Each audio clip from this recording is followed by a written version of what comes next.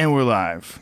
Dave, Rubin, what a time to be alive. Joe, I am so excited to be here because you could have selected anybody. I mean, it ends tomorrow. It does end tomorrow, supposedly, allegedly, unless maybe Jill Stein wins.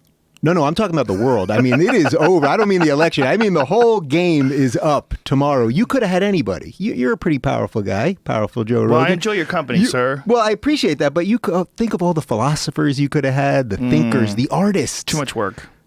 Instead, you went with me for the last show, so I'm going to bring it. I have notes. I busted out the notepad. Well, I believe the end of the world is tomorrow. So you're the preview to the end of the world. So I feel like you're going to offer some, hopefully, together, we're going to offer some perspective, and we're going to get a look at this thing. Yeah, well, I already pounded 2 of these bad boys, so I am ready. That's a lot, dude. These fucking things have 270 milligrams of caffeine.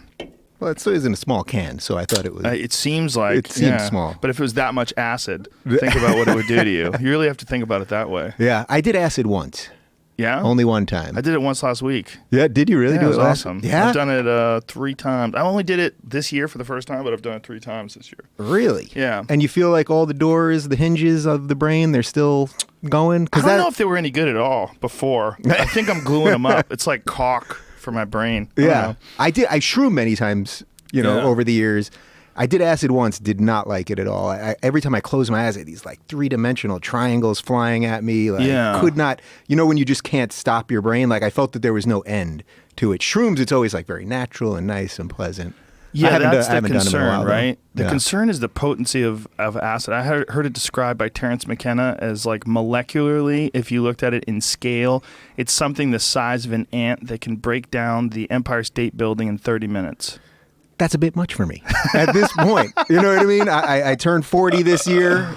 I don't need to break down the Empire State Building or any other building at this point. Now it's really about keeping the mental faculties I have, adding in a little more occasionally and going from there. Yeah. But you know what I mean? You have to function, right? Yes. You have a show, you're doing comedy, all the stuff. At some point, the expansion of the mind is I still got to be on Earth. If you're going to do the show, you definitely have to be there. You have to be there. But Duncan and I did a show on acid. We did our last podcast. With full disclosure, we were on acid during our last podcast. Jesus. Yeah. I'm sitting in a room sober with these people. Well, less is expected of me, I think, than you. You're expected to be rational. But being a stand-up comedian / cage fighting commentator, you get a lot of wiggle room. Yeah. Yeah, you could say some pretty stupid shit. Yeah. People go, it's right. That's who he is. Probably got hit in the head.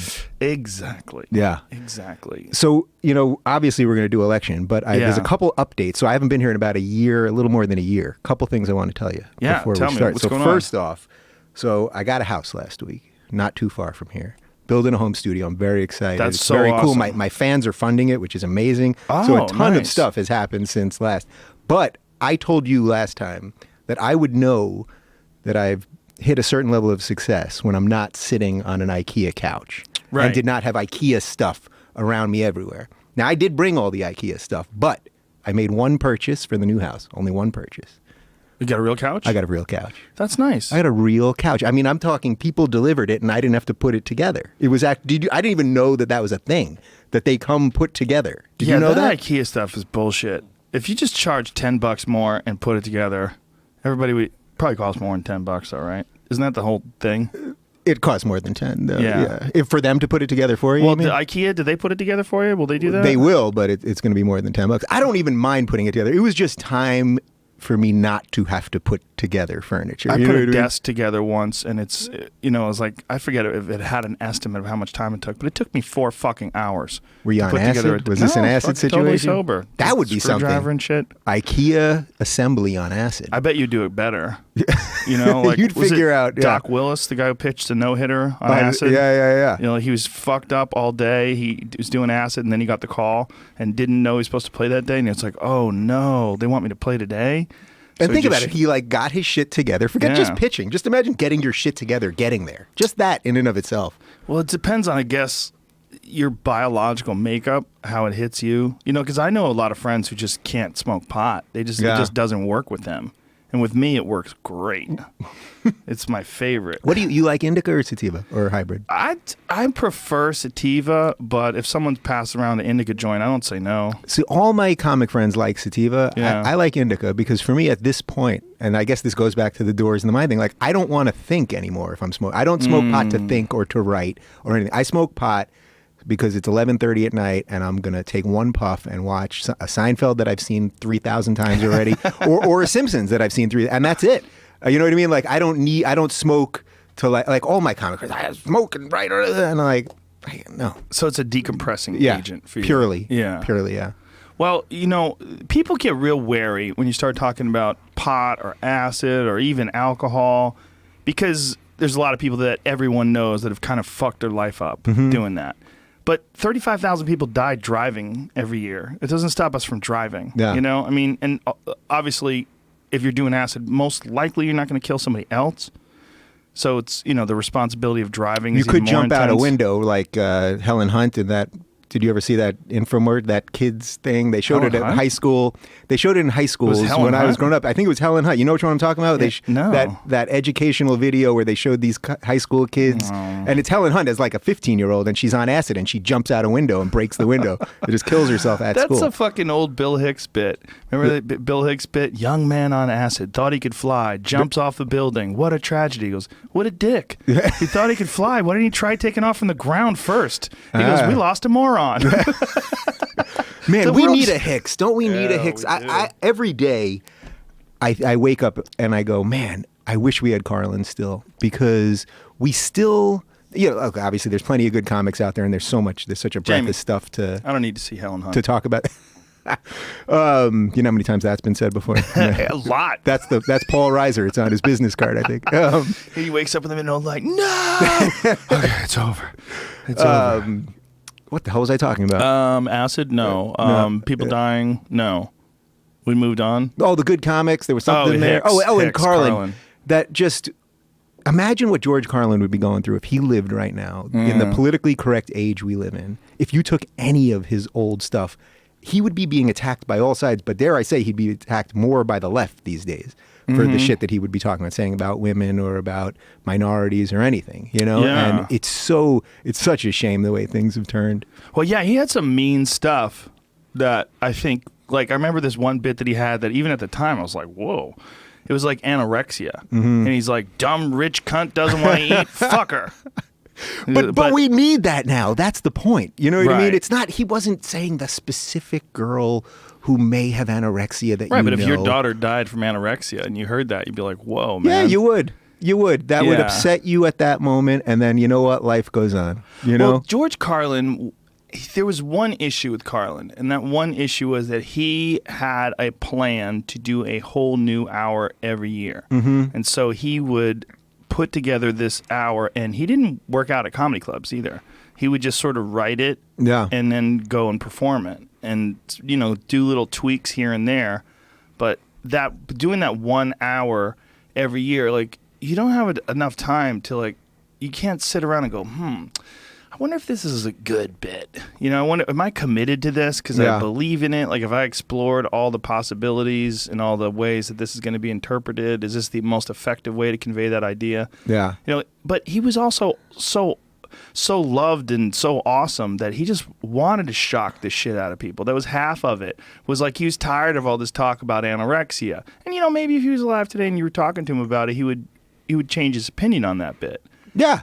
Look, I'm sure if we went back in the however many years you've been doing stand-up, there are things that you've said up there. Probably things, sticking to my guns.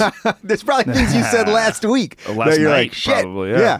But always. But we need that idea of people just saying shit and letting it upset people, and other people are going to laugh at it. We so desperately need it now because it has led, the inability to do that these days has led to everything that's happening in our country right now, related to politics and media and everything. You're right. There's a blowback, right?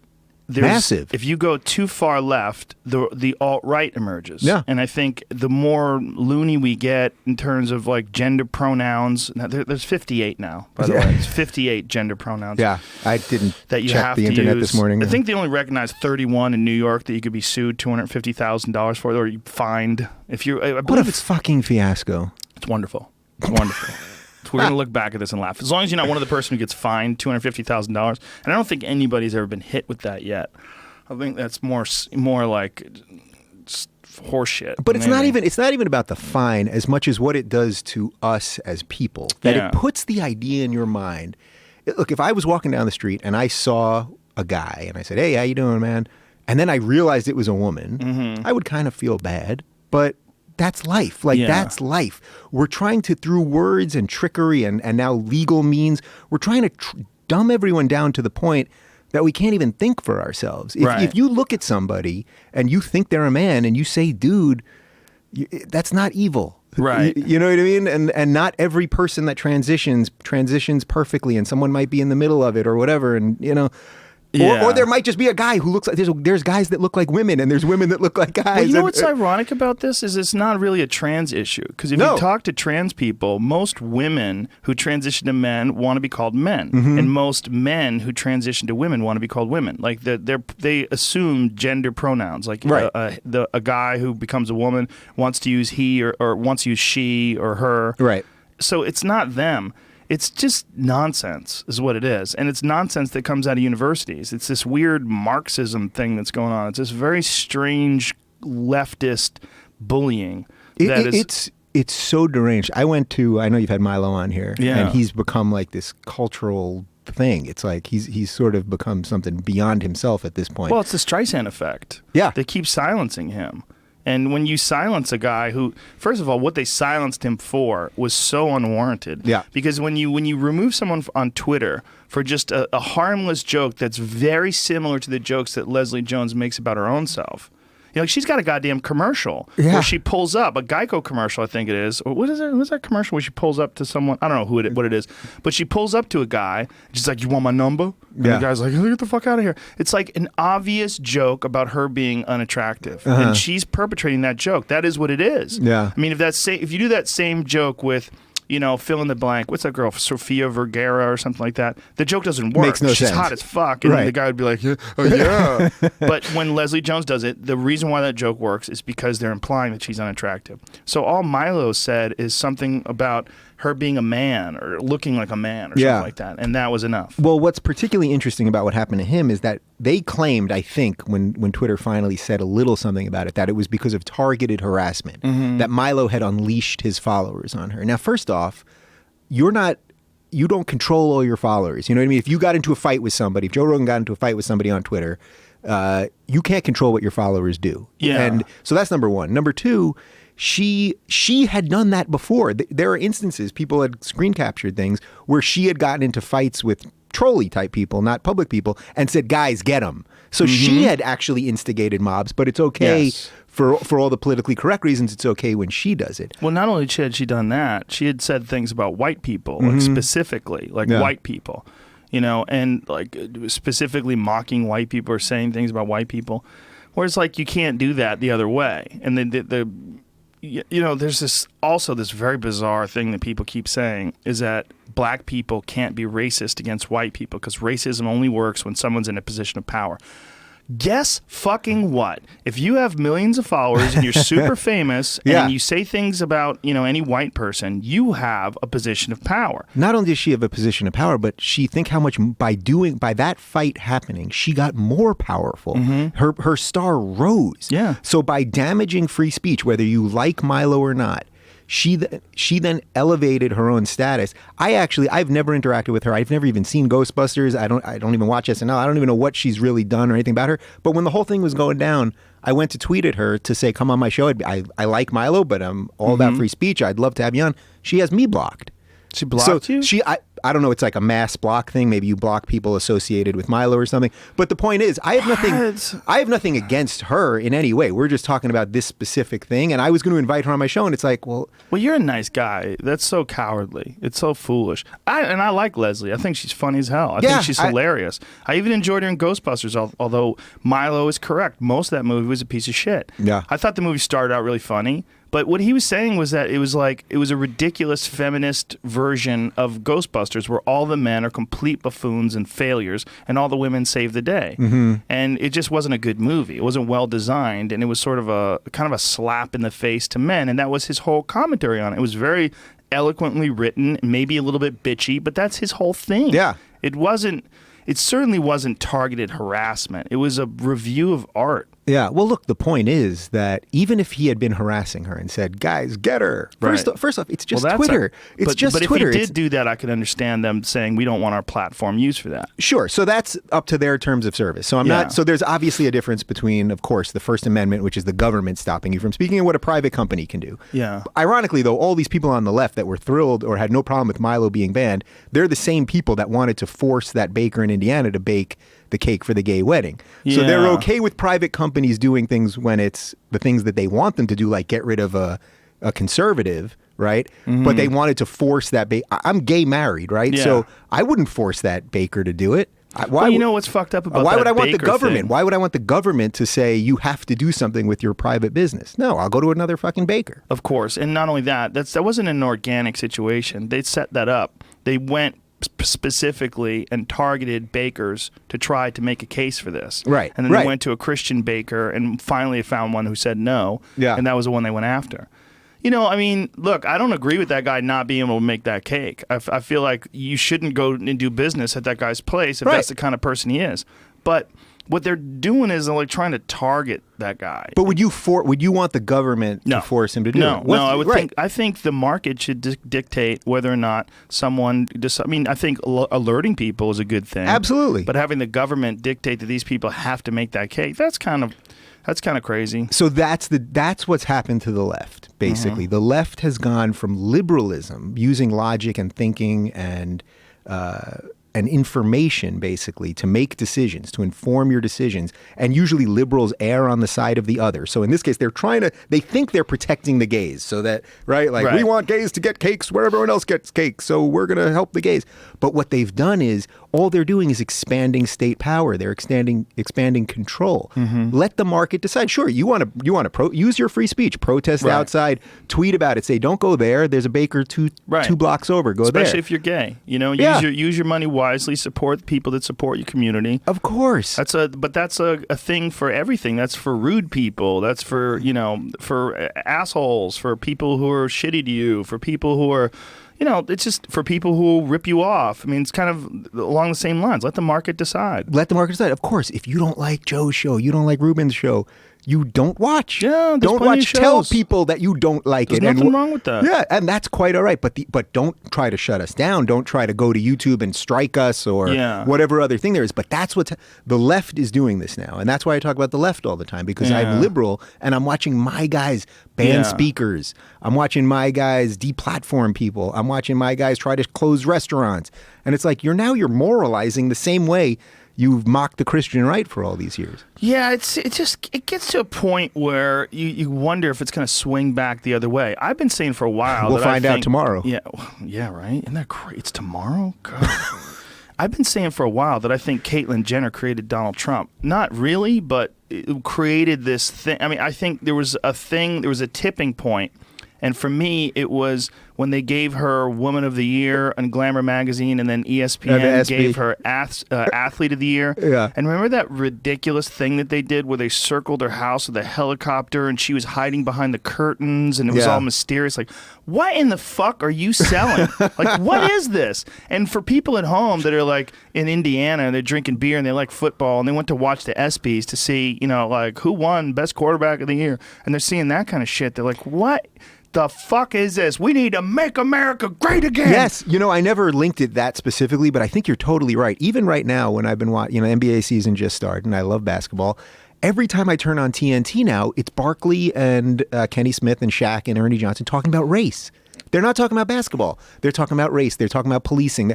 Those are all important issues to talk about. But people go to sports for the release. They go to sports because they care about the athletes and what's happening on the field and in the boxing match, whatever it is. And now everything is becoming politicized. So ESPN is giving their Athlete of the Year To Caitlyn Jenner, it makes no freaking sense. Well, that was a why deal. are the NFL ratings down? You know, it's because people are talking about Kaepernick and politics instead of sports. Does that make the ratings go down, really? Is the ratings down? Well, the ratings are hugely down in the NFL this year, and a lot of people are linking that. I don't know it empirically. I wouldn't be shocked. There's a lot of people in this country just have zero tolerance. I mean, it's almost like separation of church and state. Yeah. Like they would like their sports to just be sports and about sports. Yeah. You know, and I kind of appreciate that in a certain way, because it's like if you were watching a comedy show and all of a sudden during that comedy show they started deeply discussing religion and really discussing deep intricacies of different faith-based cultures, you'd be like, what the fuck am I watching? This is not comedy. Right, it's funny, sure, but once you turn that thing and now you're doing something else. Right, you're doing a different thing. Like you're not doing sports, you're doing race relations, or you're doing... But I understand that it's also, they look at it as a platform for our culture, and that's what Kaepernick did. He said, look, I have this platform. And in some ways, I think what he did kind of worked.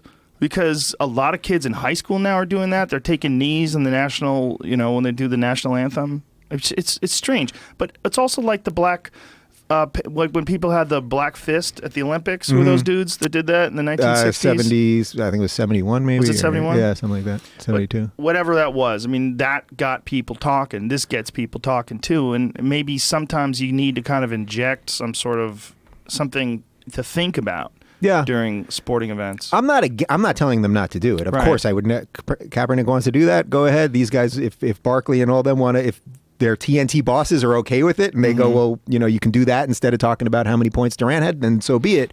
But I'm just saying what I think most people want from sports is an escape. Yeah. And I can tell you for sure, in the 2 or 3 weeks that the NBA season's been gone, every time I flip by TNT and they're doing that, I change it. Where I love those guys. I think that show, in many ways, is an incredible social experiment, not just a sports experiment. I don't know what the show is. But, it's the after show on TNT where I don't watch Barkley. basketball. So it's Barkley, who's obviously completely outspoken and incredible, and Kenny Smith, who also is, and Shaq, and Ernie Johnson's the token white guy in the I in love the equation. Token white guys.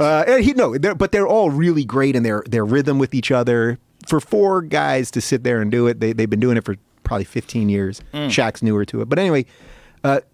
I'd go to ESPN or TNT for sports. Right. Not you for want to that. hear, and there's plenty to talk about in sports. There's all these players, all these plays, all these games, so much is riding on each event. Yeah. So I'm not begrudging them any of the legitimate things that you're talking about. Of course, the athletes can do whatever they want to express themselves in any way.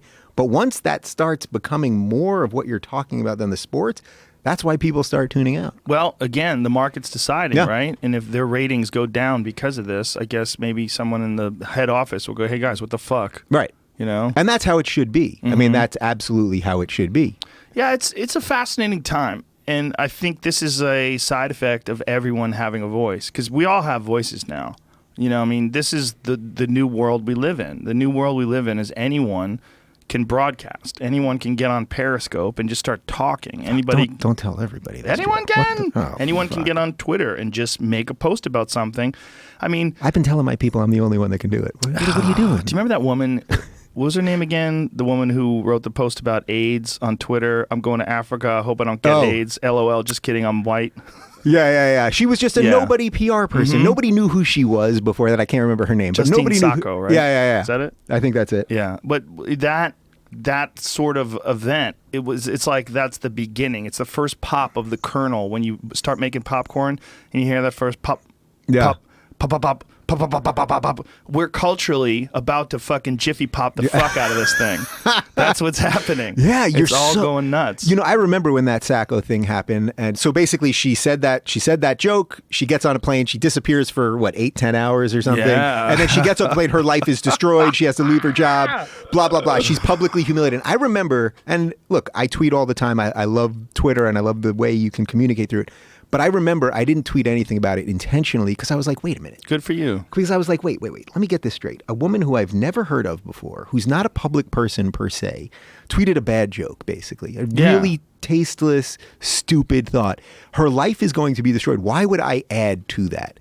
So I really tried to make a conscious decision to just be like, and I do that now and again with certain news things where I'm like, this one I'm going to sit out because this gang mentality Like no one had, you didn't know who that was before. Nobody knew who this woman was before. But so one random person said something that I didn't like. We must destroy her. So you're right. That's the first pop. And now these pops are happening all over the place. Which, by the way, is why I think what Peter Thiel did with Hogan and Gawker is fucking phenomenal. Yes, I agree. Phenomenal. I agree, because there's some violent and aggressive invasion of privacy that's going on with companies that are trying to make a lot of money by doing that. And that's one of the things that a lot of people thought about Gawker. Yeah. Although I did read an incredible piece on Gawker from May, I hate to say this, about Donald Trump's hair, where they were investigating whether or not Donald Trump's hair is a very expensive weave. I read it, and they had like a diagram of showing how it like veers around, and like that there's an office in Trump Tower that is something that does that it's one floor below his, and the office doesn't have a website anymore, and they've been doing this procedure for like a long time. Yeah. And it's like they take a hair, and then they find whatever hairs you have, and they sort of tie this hair onto your hair. Yeah. Like one hair at a time. And it's like some crazy 8-hour procedure. Yeah. And the speculation is that the entire business revolves around maintaining his hair in that manner now. As someone who is bald. Thank you. I was going to try to do something follically challenged or hair transplants. I went the full route. You did. Yeah, I have years a ago. big smile scar in the back of my head from... You let them chop out a piece of the back of your head, and they tried to put it up front. Yeah, the way I describe it is like they take some people that are really healthy and they move them into a neighborhood where everyone's dying. That's funny. Yeah. Well, I was, when I did it, I was in my late 20s, and I was just on television, and I was panicking because my hair was falling out. I was like, oh my God, my career is just getting started, and I'm going to lose it all, because I was thinking very probably correctly that a lot of my success is predicated on my appearance. And I was like, if this goes, like if I go bald, I'm fucked. Yeah. No one had shaved heads back then in the 90s either. If they did, it was very rare. And so I went through all this, but it helped. It definitely gave me like thicker hair, but it was too much work, and eventually I realized like it's so pointless. And then when I shaved my head, it was like the most freeing feeling. Yeah, I was like, I like it better like this. If I had hair right now, I'd fucking shave it. Yeah. I mean, I'm holding ground, and you look great. Your hair looks wonderful. Don't go hard on your hair. But I used to have hair over here. That's what happens as you age. Yeah. But I know for sure there were times in my life when I was very stressed, and I'm not kidding you. I could feel it. Could you feel it when you were losing hair? Could you feel it at times coming out? Yeah, almost like a, not literally like each individual thing, but almost like I could feel my tension there, basically. Oh no! And that was just psychological. Yeah, maybe your hair is completely connected to your emotions. Maybe you're one of those. This is why I don't smoke pot anymore, because that's what I would think about. I'd smoke pot and go, "Wait a minute, what's going on up there?" Really?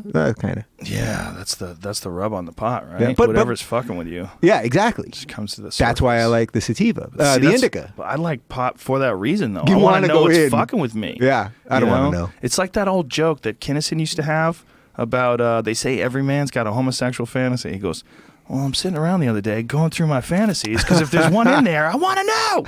I want to know about it. Yeah. Did you find yours? I didn't have one. Yeah? I looked. It's not in there. I'm so sorry for your people. Yeah.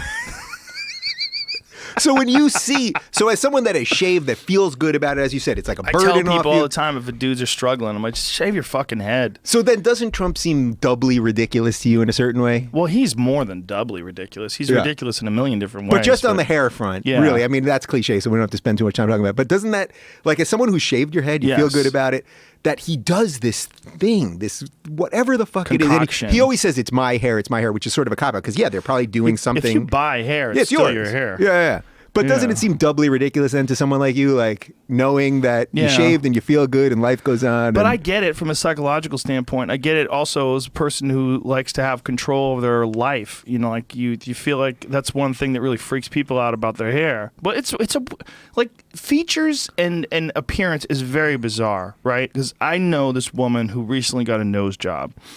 And she was beautiful, and she decided that she didn't like her nose, and she got like a little bit trimmed off. It's kind of crazy, right? Yeah. But there's a weird thing where people decide that if my nose was 1/8 of a millimeter smaller, I would feel better about myself. I would feel better about my appearance. But I've met people that have big noses. No, she doesn't look any better. She looked great before. She looks great now. Mm-hmm. It's just a weird thing that people do. They fixate. But what I was going to get at is, it's really strange, like what we decide looks good, you know, and that it's cultural in a lot of ways. Yeah. Because if you go to some, like, how about those, I think it's Suri women who decide they put those giant plates in their lips. Yeah. And the bigger the plate, the more cattle they're worth when they get married. There's like fucking really bizarre cultures. And it's an example of how human beings, when isolated for whatever reason, I mean, there's scarification rituals that many cultures go through, where they'll cut pieces out of their skin to look like crocodiles. Have you ever seen that, where they do their backs? No. Men do it. Yeah. Jeez. Yeah, they cut these chunks out of their back, and then they develop these keloid scars that pop up, and they see if you can find that, Jamie. Men with crocodile scarring, but there's so many different scarification rituals. And look at me, I'm covered in tattoos. There's like weird things that people do to their body and weird appearances that people choose to enjoy or not enjoy. Yeah. And it gets very bizarre. Like, what the fuck is hair? Like, why is hair? Here Right, it is. like, See that guy's back? Oh, man. Oh, I have seen that. Isn't it crazy? Jeez. Yeah. And they cover their entire back with this, that it makes it look like a crocodile skin. Wow. Yeah. Well, you know, Joy Behar used to say a phrase on The View. Dare I quote The View? But Joy Behar used to say something that I always thought was great, and it was really simple. She used to say it's an inside job.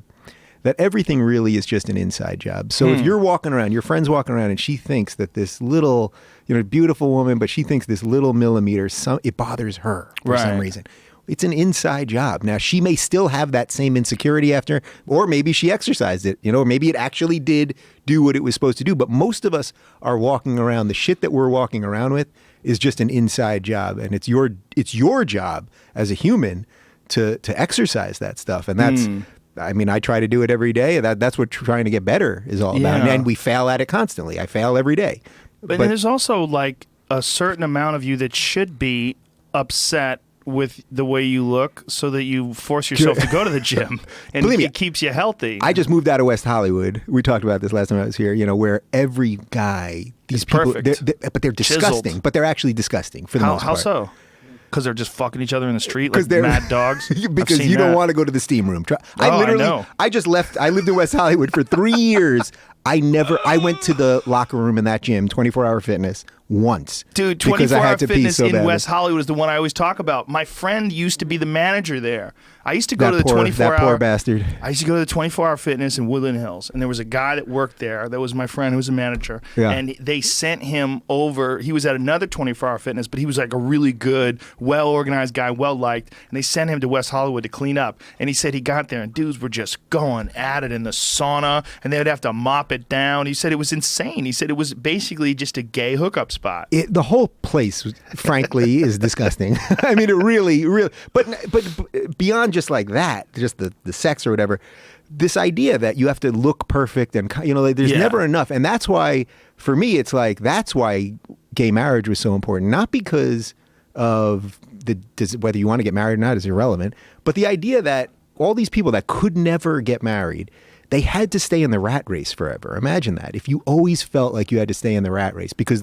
the same equality of being in a relationship that was sanctioned by the state, as silly as that may all be in at some level, but the idea that you just had to stay in this race forever. And then one day you're 50 and you're trying to look like you're 20 because you're still in that race, because you never found someone, whether it's a guy or a girl or whatever, that you can start, you know, maturing into some other thing with. Yeah. And that's why equality was important. Marriage equality was important to me. Not whether someone actually gets married or not. Milo and I have great debates on this.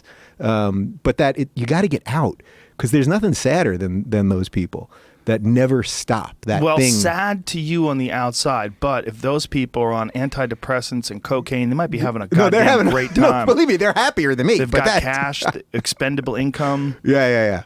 They got hair plugs and they're tan beyond imagination. They look good. I'm not saying they don't look good, but actually they don't look that good because their muscles are too big. You know, they all just, the shirts are too tight.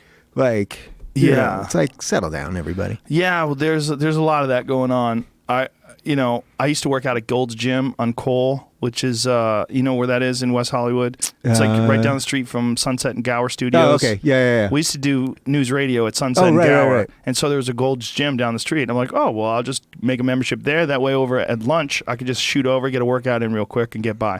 Because I had just gotten used to like set life. Like life on the set on a new sitcom, you're working at a minimum if the sitcom's not going well. Like news radio wasn't really going well in terms of like we're trying to find its legs in the early days. And we would work 12, 14 hours a day. And it was really hard to do stand-up at night, and it was really hard to work out. I was like, God damn, man. And same with like my hair. I was like, shit, I got to stay in shape. You know, like there was a lot of scenes on news radio where I had to take my shirt off. That was like a kind of a part of who I was. Like, right. I don't want them to replace me. I better fucking keep going to the gym. Yeah. And plus I'm vain. So anyway, I went over to this Gold's Gym, and I didn't know that was exactly like the 24-hour fitness in West Hollywood. It was just a gay disco. I used to feel like a tasty little morsel in a big homo stew. I would walk in there like a wounded antelope trailing up to the water hole, and there was all these dudes with like scrunchy socks, like from fucking Olivia Newton-John, Let's Get Physical, and they would have Timberlands on and cut off jeans. Yeah, these people, where you wearing animals, just fucking big yoked up, steroided up dudes, just gayer than the day is long. Yeah, it was interesting because it made me feel like what it must feel like to be a woman who's not interested in getting hit on, who goes to the gym. Yeah, well, when I first moved to West Hollywood, I first was intimidated by it because I was like, I'm at this gym with all these like huge, muscly, whatever. And then as time went on, I started enjoying it because I was like, this is actually ridiculous. Like, it really is a comedy. So if you take it just at that, which that's the level you were taking it at, you'd walk in there and go, look at this idiot in Timber. Who worked out in Timberlands? Right. But you're not kidding. They actually do. With jean socks. Shorts. It's like, what are you building a log cabin or working out? Like, they're sending a very clear message. They're looking for some dick. This is how you get it. With Timberlands? Throw that flag up. Timberlands? The Daisy Dukes are important. There's no like subtlety in Daisy Dukes. No, if there you got isn't. Daisy Dukes on, whether you're a guy or a girl, you're looking for dick. Yeah. Right? Well, that's the universal flag of I'm looking for dick. Yeah. I got to get some new shorts. There's something about the Daisy Dukes, right? Yeah. Like, and when guys started adopting them, it's like, whoa, all right, buddy. But that all goes to like, nobody cares. Like all of this stuff about when we talk about gay marriage or any of this stuff, it's like, enough already. It's there. It exists. Like people. Well, I support. I should say one thing. I support you doing whatever the fuck you want to do. Yeah. If you want to wear Daisy Dukes and fuck a bunch of dudes, who cares? Go have fun. This is a short experience. Yeah. I'm 49 years old, so I'm almost 50. Which is, if everything goes great, I'm halfway dead, and it's probably not going to go that great. All the acid and pot and all that jazz. I have a little faith in some of the robotics that are coming and some of the gene stuff. I do. But I mean, realistically, I don't want to plan on that. Yeah. And but also... You got some dough, so you're on the good side of it. I'm on the good side of it. But there's also issues like fucking asteroids, super volcanoes, zombie invasion, plagues, alien attack. Who knows what the fuck's going to go down in the next couple of decades. But my point is, this is a short ride. It's not that long. It seems like it's a long time when you're young, because when you're 22, you look at 80, you're like, God, that's so far away. But when you're 50 and you look at 80, like, yo, that's around the corner. Yeah. A year is not that long. It just seems long when you've only gone through 20 of them in your whole life. You're like, wow, it's so long. Yeah. A year, I can't wait until I'm 21. And then all of a sudden, you look back and you go, oh, this thing happened in the blink of an eye. Yeah. My from 30 to 40, which I turned this year, went so fast. I mean, I remember my 30th birthday, and I remember thinking, wow, now like I'm not a kid anymore. Like, because you can push it into your 20s, right? You can get through your 20s and still think you're somehow not an adult maybe, but 30, then you go, well, shit, now I'm kind of, and now it's like, wow, I just turned 40. And it's like, now it's like, this is real. This is really real. You're in it. But I think the key is to not even concentrate on that. Yeah. To be aware of it, to recognize it, to address it. But just concentrate on, and this is such a fucking cliche statement, but I try to say it as much as possible, living in the moment. Yeah. Just being here in the moment. Taking care of your biology, respect your meat vehicle, take care of that thing. but try to enjoy this thing and live in the moment. And the more you don't live in the moment, the more you get caught up in bullshit, the more it gets away from you. And then anxiety and nonsense and all this stupidity. And that kind of goes back to Trump with his fucking wacky hair. Like, you're not living in the moment if you're a 70-year-old guy and you're spraying your hair down with a fucking gallon of Aquanet before you go out, and everybody knows what you're doing. Everybody knows what you're doing. That's the piece. That's the piece. It's like everyone knows something. Shave that fucking head. You're worth $18 billion, whatever the hell he's...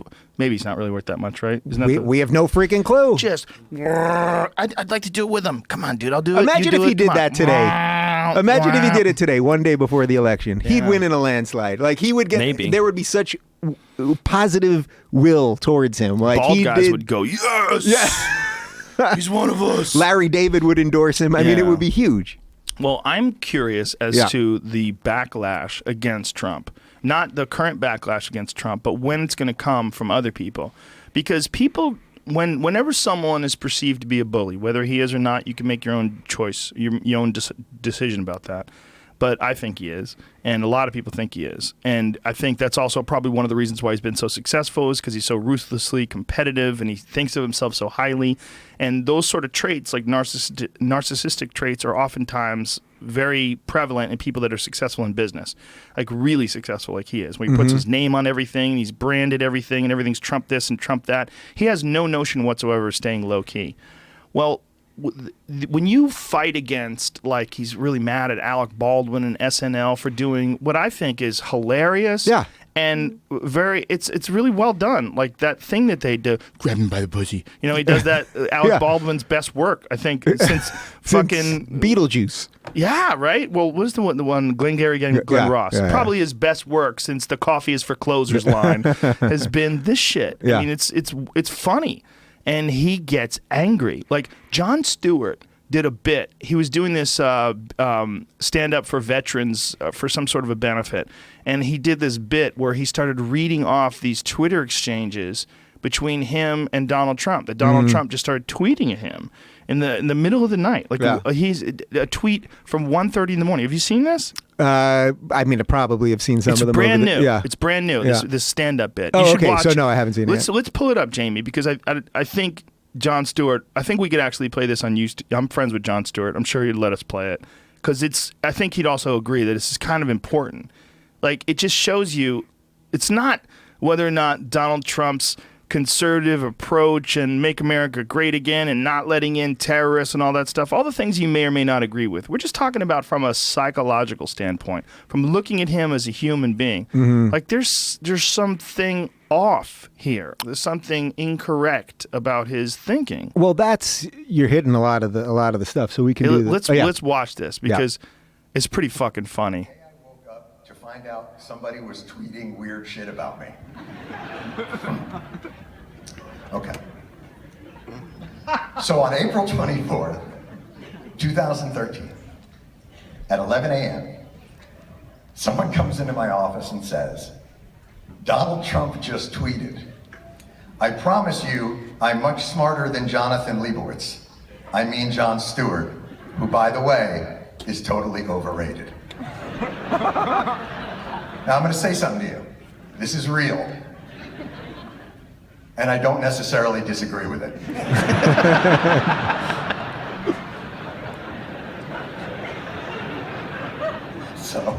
So I said, as you might say to yourself, what the fuck is that about?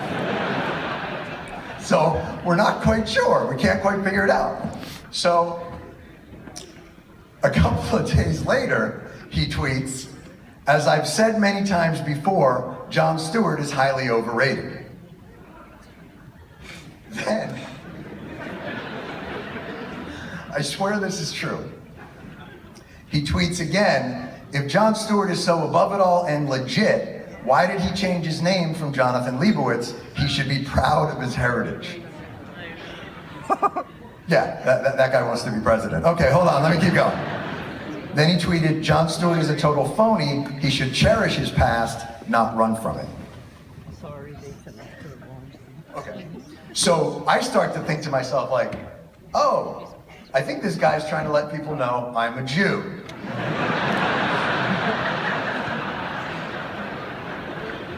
And I think to myself, like, doesn't my face do that? Honestly, like, where have you seen this face other than a poster for Yentl? Like, what? In what world are people like, Stuart, that's a Scottish name, but there's something about that fella that looks a little schmeary.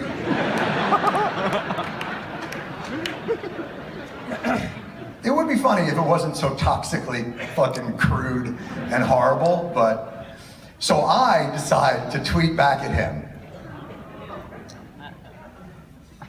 Many people don't know this, but Donald Trump's real name is Fuckface Von Clownstick.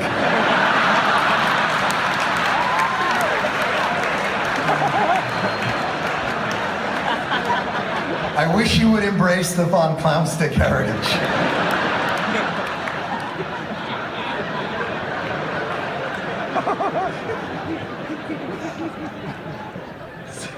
So you remember, by the way, Lincoln used to get into this shit all the time.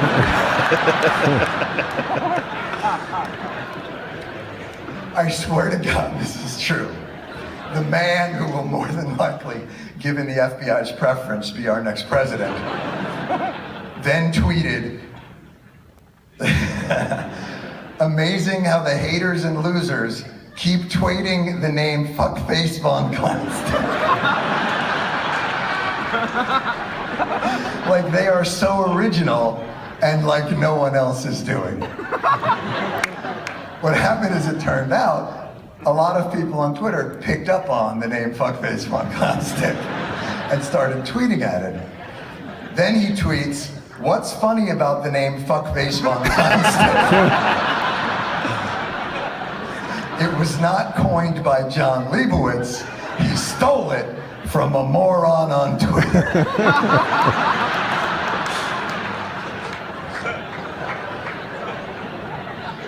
So I tweet back, we seem to have hit a Fuckface Von Nerve Stick.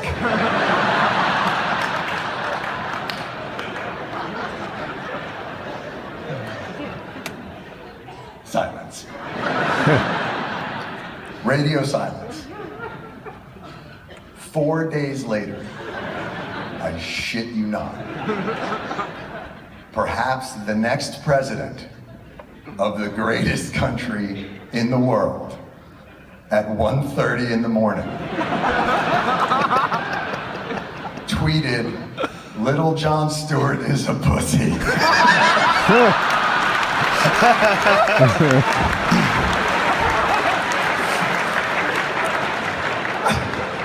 And would be hopeless in a debate with me.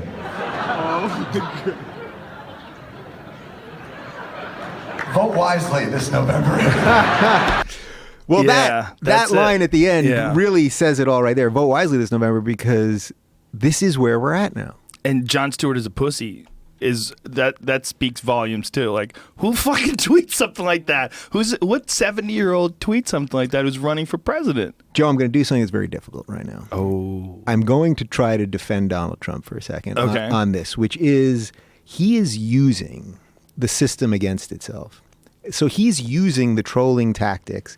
What is his ultimately? Yes, that's all insane. That's all completely, utterly insane. Strange, like anti-Semitic dog whistling. Although it's as if Jon Stewart's hiding the fact that he's Jewish. He talks about being Jewish every day. Like there's so much bizarre lunacy in there in the comments. But my best defense of him is not that look, the guy's obviously a narcissist. He obviously has some sort of personality disorder and all kinds of other shit and shady business practices, and we don't know the taxes and all that stuff.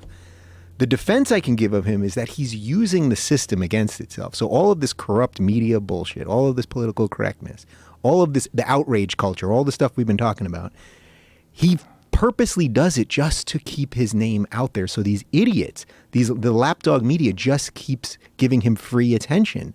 And then by giving him free attention, he doesn't have to spend the money that all the other candidates do. Hillary's outspending him. I don't know what the numbers are, but I bet you it's something like 20-1. And it's like he's just using it. So does he believe any of this stuff he's saying? And is that morally wrong and ethically gross? Sure. But he's just using the system. And I think, when people are saying, oh, if it had only been Rubio, a lot of Democrats saying, if it had only been Rubio or Romney or Jeb Bush, it would have been so much better. all the shit, whether they're calling him anti-women or anti-gay or they would have been saying it about them too, because they did it. I mean, remember what they were saying about Romney 4 years ago. He had binders of women. He hates women. He hates immigrants. Like, I would probably vote for Romney at this point. Well, Romney had that he did say binders of women, right? Sure, but it was just they took it out of context and made it.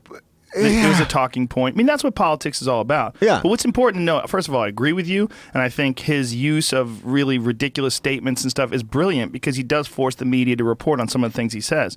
But that was 2013. He wasn't running for president then. Right. No, so he has always used it for his own purposes, just to keep his own celebrity out there, right? So everything he's done from any point that I can remember him from in the 80s to forward has been to further his own brand, his own empire, his own money, all of that stuff. And now he's doing exactly what the media has demanded in a weird way. Yeah. You know, like the media doesn't even wait for us to get outraged anymore. They're sitting there. All of these people at all of these, you know, Daily Beast, all these sites that somehow are all considered legit, and nothing personal against Daily Beast, I'm just picking one, but like they're literally just waiting for him to tweet so that they can write the article about the outrage that the tweet caused. They don't even wait for us to be outraged.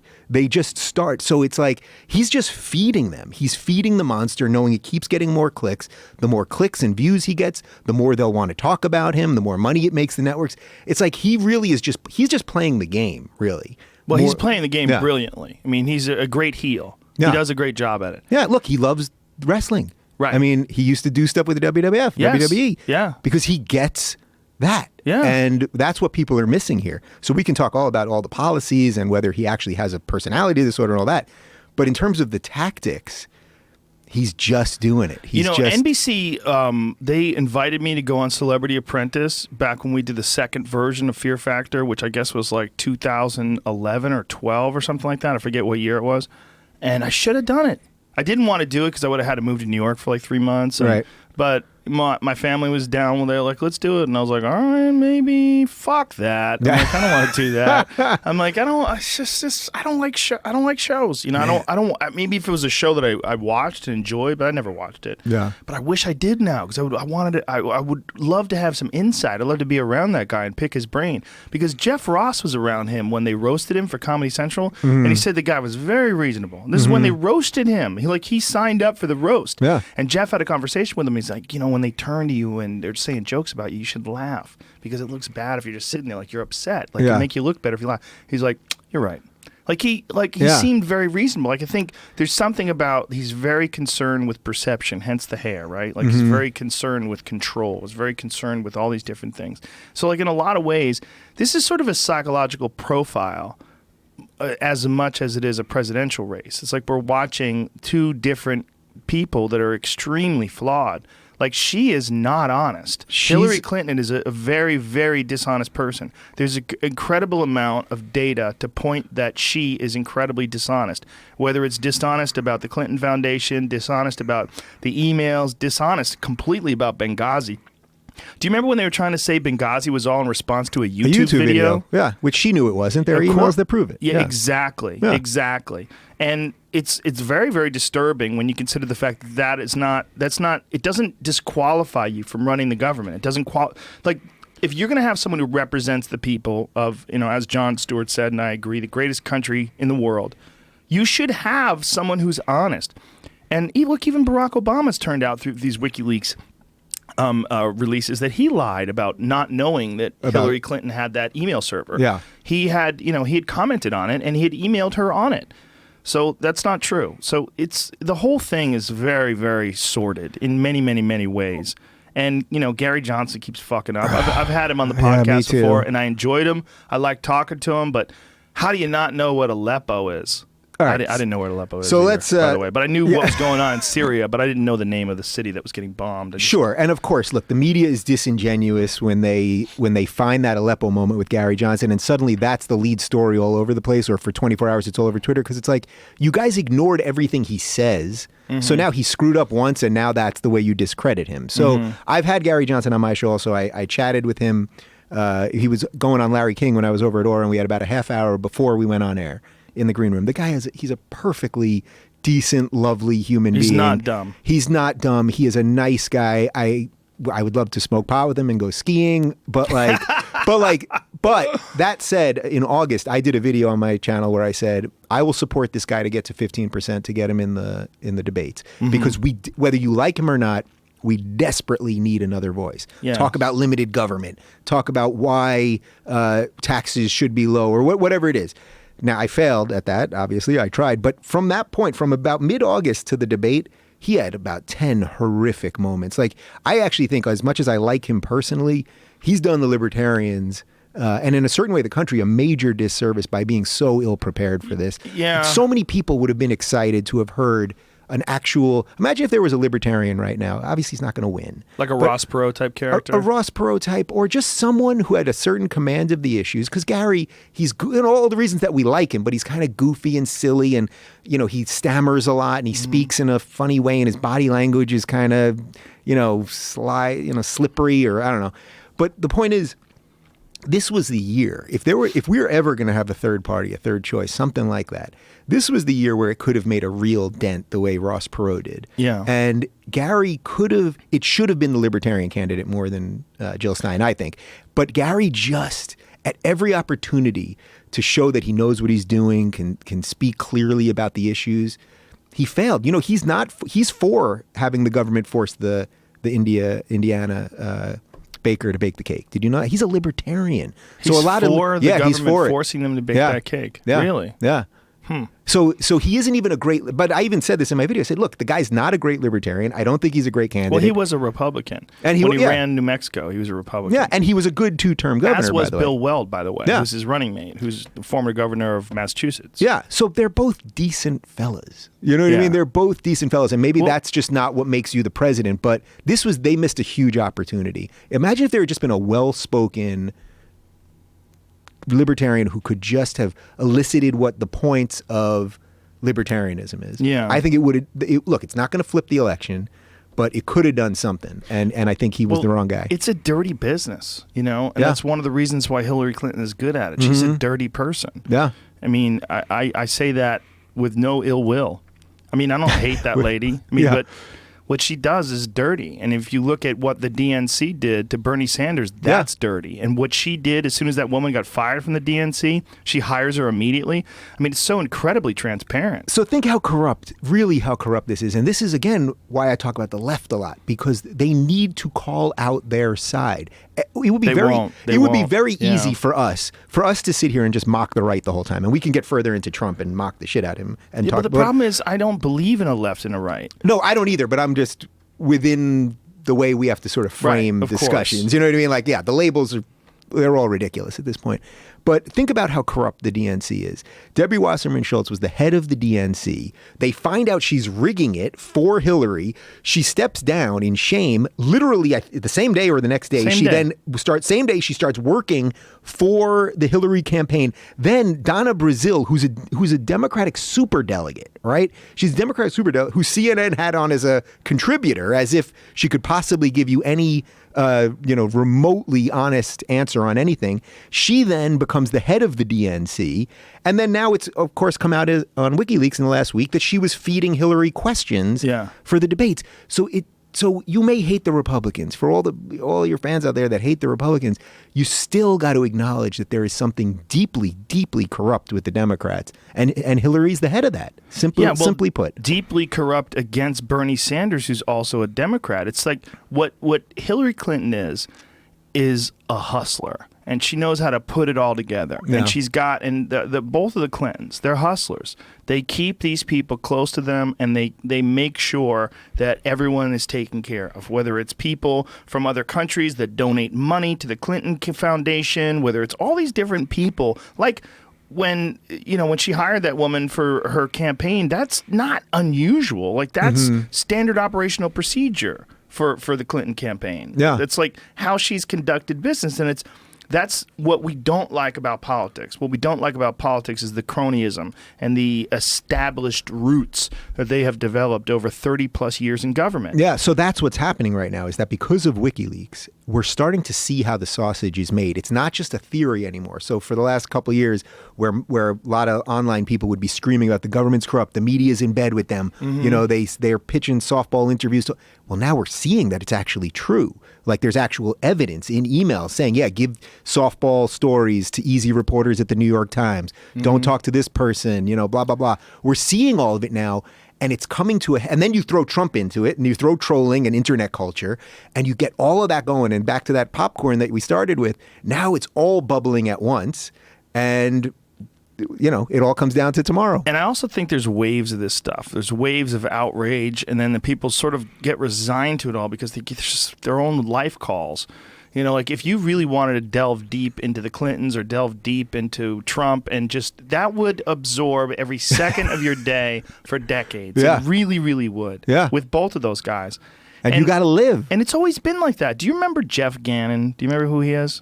It sounds familiar. Give me a little Jeff something. Gannon was a embedded reporter in the White House who actually spent time sleeping at the White House. He had slept in the White House on more than one occasion. And this was during the Bush administration. And he would ask the most ridiculous questions that you would never think that a reporter would ask. Like, Mr. President, when are the Democrats going to wake up and come to their senses? Like those kind of questions, like just completely ridiculous leading questions, complete softballs. Yeah.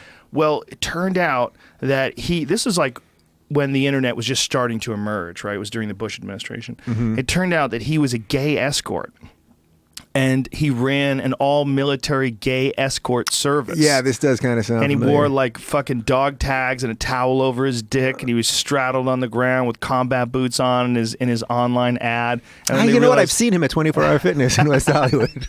He's the manager That's now. the guy, yeah. He's the guy with the mop. Yeah. So they realized that this fucking guy was, this was how they got this is how they got the questions they want to be asked, and they presented the narrative that they wanted to push. But this has always been the case. There's always been ridiculous people who are almost like vampire familiars who stay close to the master. And so they want to, in one way or another, feed off of whatever power that he has and capitalize on it, whether it's Debbie Wasserman Schultz, whether it's what is the woman's name that's the attorney general that Clinton met on the tarmac in his jet? Lynch. Yeah, Loretta Lynch. Yeah. That story is fucking insane. They had a private meeting. Trump's been hitting that over the head. And it's actually, every time he says it, I'm like, yeah, wait a minute. They had a meeting in the plane for a couple minutes right before the indictment didn't happen. Well, that's why people like Scott Adams, who's a very reasonable guy. Yeah. Have you had him on? He's coming on soon. He's great. He a little bit of what I said before about the Trump tactics. He came on my show and he laid it out so clearly. And at that point, he wasn't supporting Trump really. And I think now he officially is, but his whole point was it's not the policy. Understand what he's doing, the trolling, understand the leading that he does, and then comes in after all of that. He fully gets it. You're going to love talking to him. Yeah, I feel like what Trump represents to a lot of people that are supporting him is they're willing to look past all of his flaws and all the bullshit and the bullying and the craziness because he's something completely unique that has never run for president before. What he represents is a guy who has been inside but is also outside. He is independent in terms of financially. And he's also independent in terms of his connections and his obligations to them. One of the things about him being a narcissist and one of the things about him being a guy who probably doesn't have a whole lot of friends is that in establishing that and becoming this super successful guy who's really concerned only about himself, he's immune to all that cronyism bullshit. He's not going to do that. Yeah. And you're seeing that, like the way he's hammering Hillary on all these different things, the way he's attacking. He got paid to be at Hillary's fucking wedding. Or Hillary, rather, got paid to be at his wedding. Right. He paid her. He gave her a donation. He gave her a donation for her to show up at his wedding. I fucked it up. This is a guy that's been deeply embedded in politics. But to his credit, then he points that out. In the first debate, the first Republican debate, he said it within the first 10 minutes. Yeah. I gave her money and she showed up to my wedding. That's how corrupt the system is. Yeah. So you're totally right. What's happening is they're so frustrated. They're frustrated about language and all the bullshit and seeing all the nonsense between the media and the White House Correspondents' Dinner where, they call it nerd prom and they're supposed to be guarding the politicians and instead they're having dinner with them. And we could go through the list of the amount of people that are on CNN that are married to public people or worked for campaigns. I just mentioned the Donna Brazile thing. There's Paul Begala, for example. He runs a Hillary super PAC. He's on CNN as an analyst. Like this, everyone is now seeing it. There was the idea of it, but now because of the internet, we're seeing all of it, and people have just had it. Think about it. Everyone wants to be close to power in a certain way. So if you had Barack Obama, you had the president in here, you probably, in your first interview with him, the first time you met him, might go a little easier, hoping that he might come back again because you'd like to be around it a little Not bit. me, dude. I hope not. I you would go hard. I would show up drunk and high, and I'd go like, "Let's just do this, man. Let's just do this. I want to know what's up." But there goes a chance to interview the president. I don't want to be the president, but likely there would be like some serious consequences if I did do that. Right. I mean, that's what's the real concern. So there's two things. There's one is that he won't do. If you are going to demand a really hard interview. I mean, a really, really hard interview. It wouldn't even be a hard interview. What I would do if I had a chance to sit down with Barack Obama, because he's not much older than me. Yeah. He's only a couple years older than me. Like, I essentially could hang out with that guy. I think in a lot of ways, let's forget about what he's done and the drones and the attacks on whistleblowers and the attacks on the freedom of the press. There's been a lot of horrible things that have occurred during this administration. It's been one of the worst administrations in terms of freedom of the press. Yeah. It's not good. Left doesn't seem to say much about that. Not at all. Because it's bullshit. That's why I don't believe in this left and right thing. It's like the Raiders versus the Dolphins. You pick a team and your team can do no wrong. Yeah. What I would talk to him about is what is it like being a human being under that immense amount of pressure, and is that job even manageable? Is it possible for one person to really be responsible for 300 and whatever million people there are here? Yeah. Well, that's the Mexicans. thing. Right.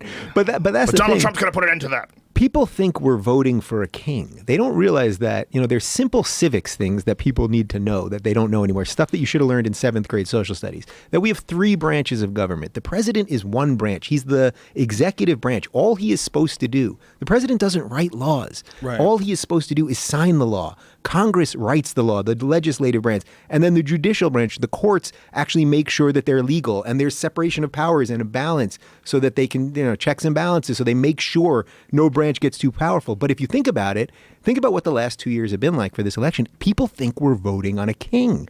So Hillary, I can solve this and all that. And it's like, wait a minute, if you can do all this shit, why didn't you tell Barack these last 8 years? I'll bring all the jobs back. Well, you were on his team, so maybe you should have mentioned that. So that's all bullshit. Right. And then when Trump says, I'm the only one that can solve immigration, I'm the only one that can make the economy great again, it's like, well, you're just a part of the government. I get it, you're a big part, and we fetishize the president in a way that we don't the other branches, which is a problem. But they're not a king, and we have to remind ourselves of that. And for the people that are really ready to jump off the bridge tomorrow if their guy loses, or gal, for those people, the hope is that the system can be stronger than either one of these two people. If we're not at that point, then we're really in trouble. But haven't we already established, though, that the system itself is horribly... It's just busted. It's just busted, but that's why they're voting Trump. And that's the thing. That's the thing with Trump. If you think about Trump, what have progressives hated all these years? They hate Christian conservatives. Well, guess what? Trump's not a Christian conservative. He doesn't give a fuck. They're all supporting him, oddly at the highest numbers, but he doesn't care about that. Do you think Trump really cares about abortion? He's an old school pussy grabber. Yeah, exactly. You're right. He doesn't. He's an old school pussy grabber. OSPG. He doesn't care about abortion. OSPG. That's a T-shirt. There you go. You can have that one.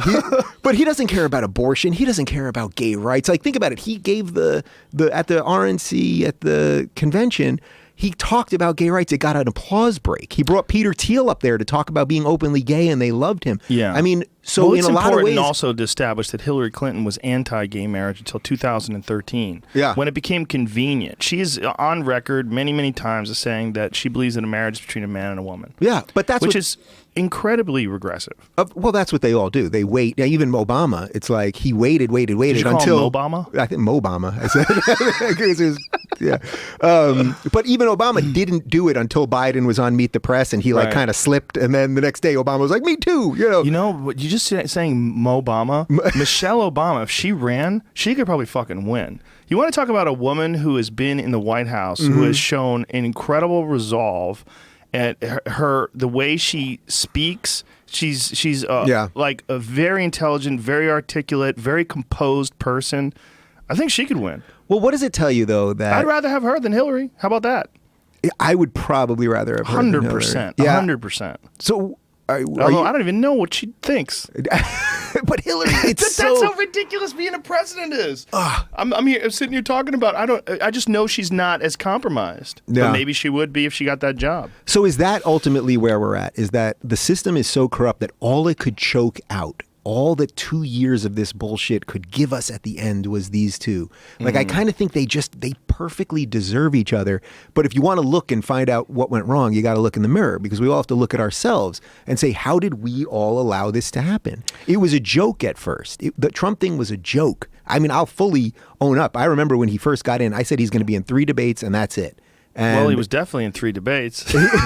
He was, and then he stayed for the 4th, and I went, oh shit. He's better. He's better at talking to those people. He's used to being on camera, and he's used to insulting people. Like when Marco Rubio tried to insult him. It was terrible. Oh my God. He's not good at that. Like, that's not something you just pick up on. It was like watching an open mic comic have to like headline the biggest show of their life. You know, exactly. Like he just couldn't get the words out properly. But to that point, maybe, so for all the things that we're talking about, it seems to me that Trump, the best sales job I could give for Trump would be that he has a lot. His family has a lot. They have everything to live for. They have everything that most of us want in material assets and all of that stuff. And it's like, is he really people that are like, he's going to start World War III, or, you know, we're going to fight North Korea? Well, isn't that a real concern, though, that with his hubris and the way he treats opponents in business and the way he treats opponents socially, like Rosie O'Donnell, like the way he does sort of conduct himself, that is not something that you can do if you want to talk to some foreign leader. Absolutely. It's for sure. So I'm not diminishing that we don't, as I say on the show all the time, I don't know what his moral center is. You know, I just have no sense of, is this really all about him, or does he really feel, like in the truest moment of him, does he feel that the country really has been derailed?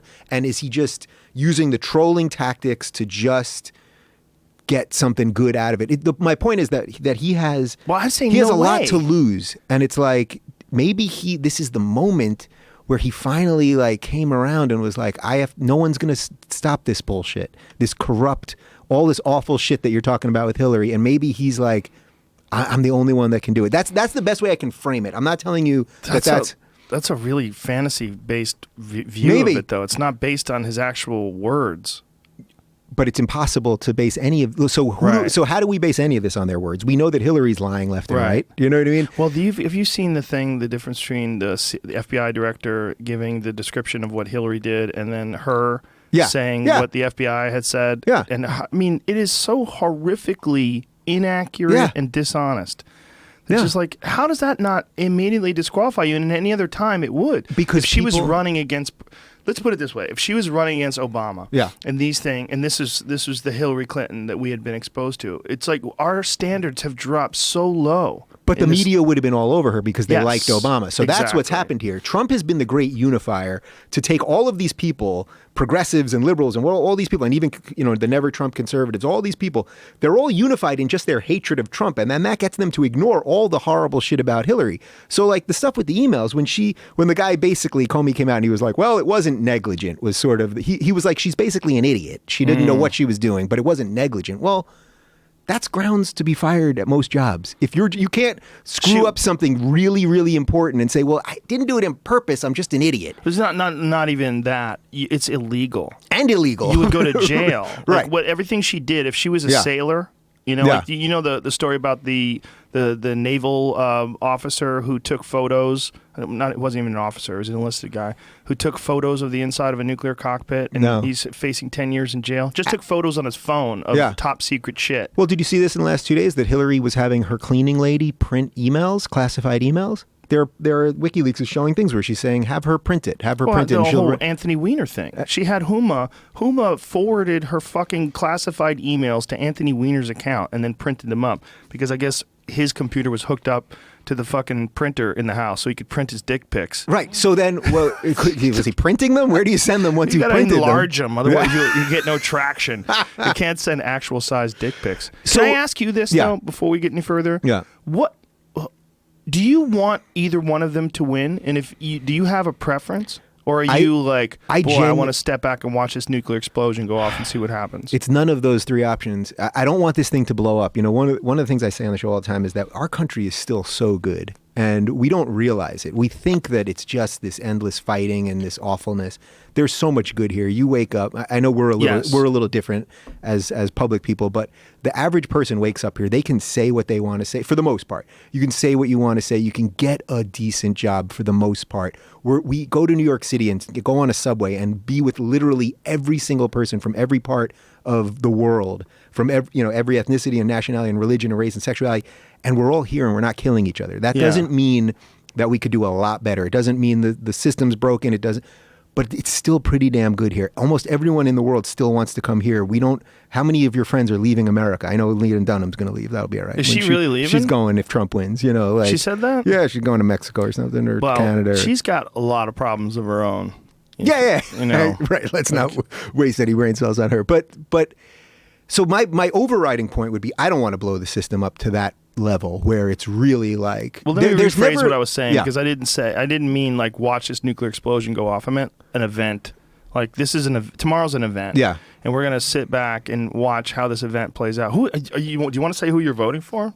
So look, we're in California. So I haven't said this publicly. I figured I would sort of wait till today. So we're in California here, so we know Hillary's winning California. So the two of us have a little bit of a luxury to do something that might be more principled than what that. As far as voting independent. Yeah, than what the average person. If you're in Ohio or you're in Florida or Colorado or whatever, your votes literally every single person's vote matters. Which also highlights how fucking goofy the system is. Right. So completely does, right? And now there are people that trading votes over state lines and all kinds of crazy things. Look. My biggest thing this time is that the system is just mangled and we need more voices. So I'm not totally sure. My gut feeling is I'm going to vote for Gary Johnson for all the wrong reasons because I just want somebody to realize down the road that 4 years from now we should have somebody else. But I think you can make equally strong cases for Trump and for Hillary and equally wrong cases for both of them. Yeah. Because it's funny. I'll ask you the same question, but just from what we've talked about here, my sense is you're going to vote for Hillary in the most begrudging possible way. I don't think I am. If I was going to vote for Hillary, so think about this. I would have to have a way that I could justify supporting her, not just a way that I didn't feel like Trump should be the president. It's in my mind for the system. It's far better if. It's not even that it doesn't make sense. I definitely think my options are either voting for Gary Johnson or writing someone in. Yeah. And I don't think Gary Johnson should be president. No, I know. And look, he's not going to be, so you can do that in clean conscience. But if he was president, look, the guy did a great job as a governor of New Mexico. And I mean, what I find disagreeable about him is so much different than what I found disagreeable about George Bush. And George Bush was the president for 8 years. What I find disagreeable about him is only his lack of preparedness. But I think he's a very disciplined guy. I just don't think he prepared well enough about foreign policy and about a lot of other issues. And I also think the pressure of the national media and the spotlight of that and was something uniquely, the gotcha journalism is something unique that he had not experienced before.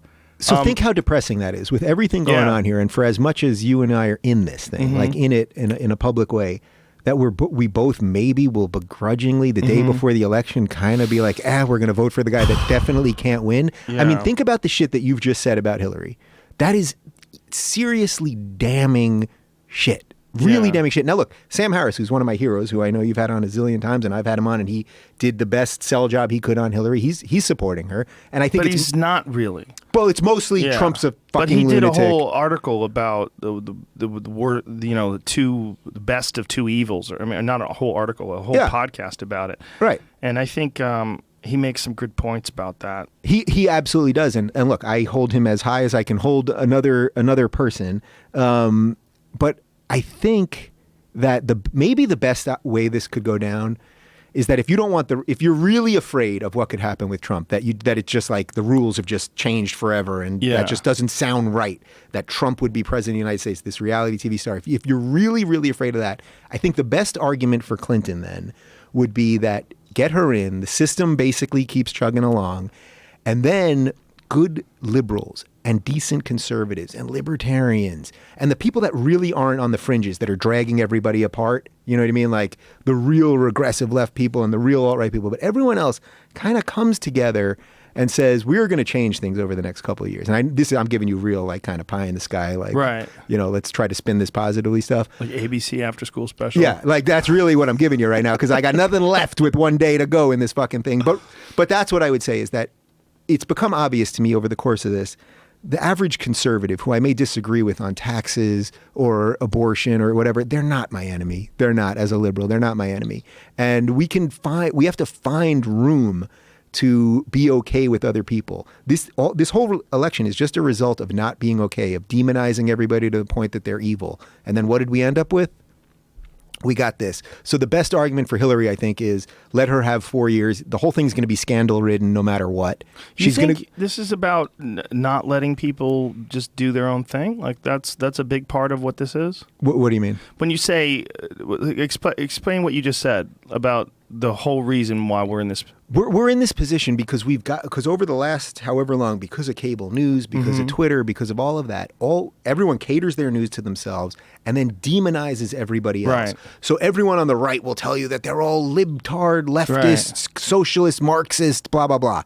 And everyone on the left will tell you that they're all racist, white supremacist Nazis. Yeah. And it's like neither one of those things are true. And there could be, you know, it's like when people argue about abortion, and it's like everyone on the left will say that the people on the right, they're against abortion, they hate women. And people on the right will say the people on the left are for abortion, so they hate babies. And guess what? It's not really true, either one of those. You got to realize that there's much more in common that we all have. I know you know this, like obviously, like that's not rocket science. And we have to realize that people can have different political opinions and that you can still find some room. There is some place. Democrats and Republicans used to work together. Yeah, civility and just the common bond of being American and being so incredibly fortunate to be born on this awesome patch of dirt. Yeah. I mean, that's really what we are. We're the lottery winners when it comes to the world. Yeah. I mean, a lot of people disagree. Fuck you, Canada's better. You know, there's a lot of people, but, you know, they're Canadian. We just ignore them. Yeah. They're nice folks. That's where I would live. If I didn't live here, I'd live in Canada or Australia. Those are my two spots. Well, Australia, I've had a couple Australians on. Place is the shit. I fucking love Australia. Yeah, I need to get there. People. I love the people over there. It's such a fucking great place. Yeah. Melbourne is fucking fantastic. Sydney is awesome. It's just, I enjoy it. So I mean, they have their problems too, but. Yeah.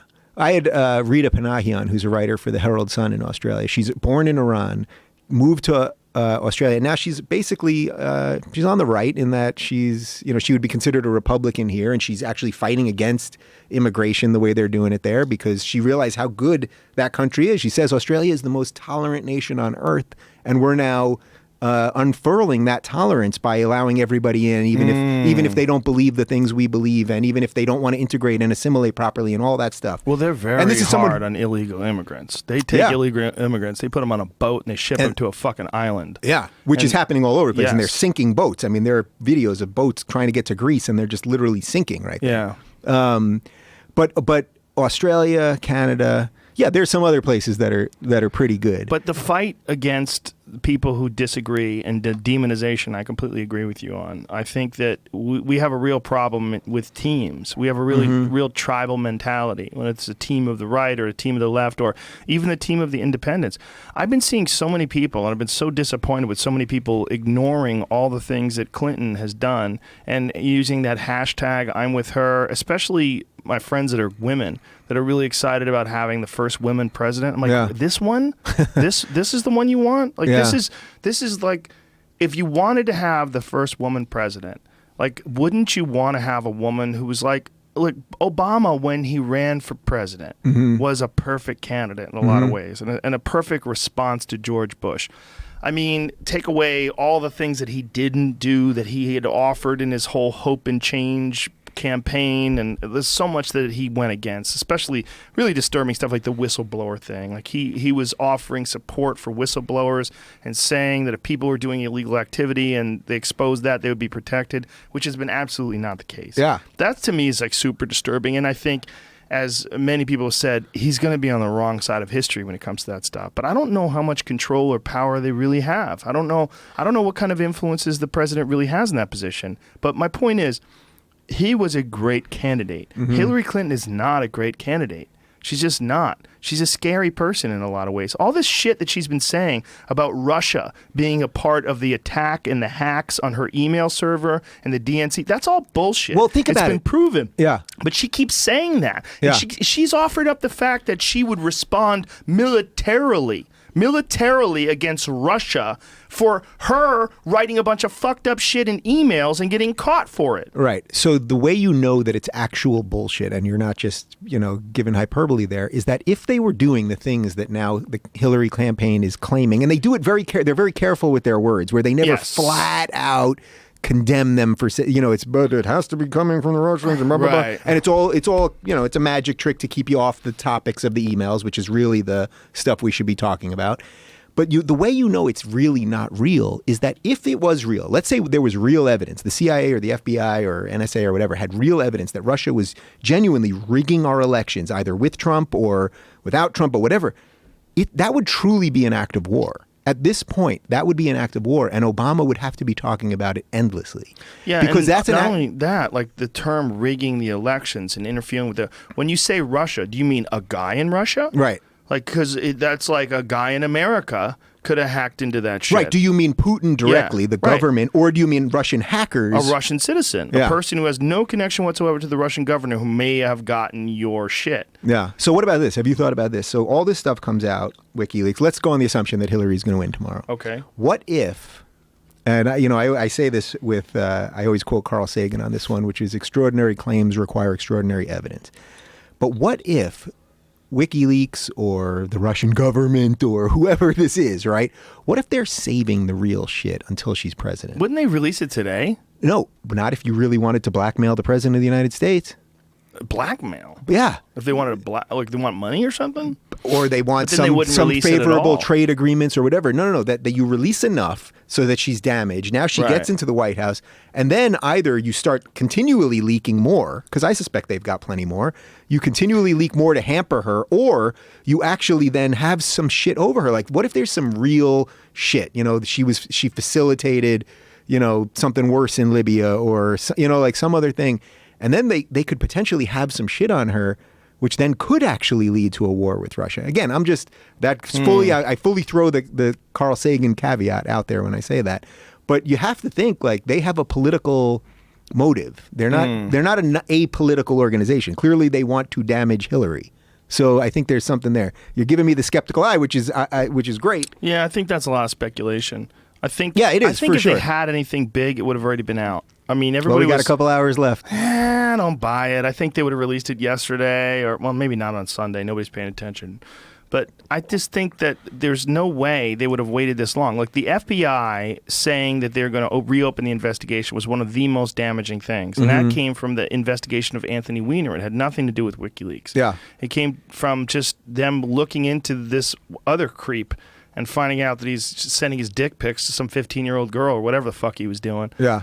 I just don't think there's anything there. I think what we've seen, we've already seen. So you think we have it? We really have. I think the most damaging thing, in my opinion, was Colin Powell's impression of her.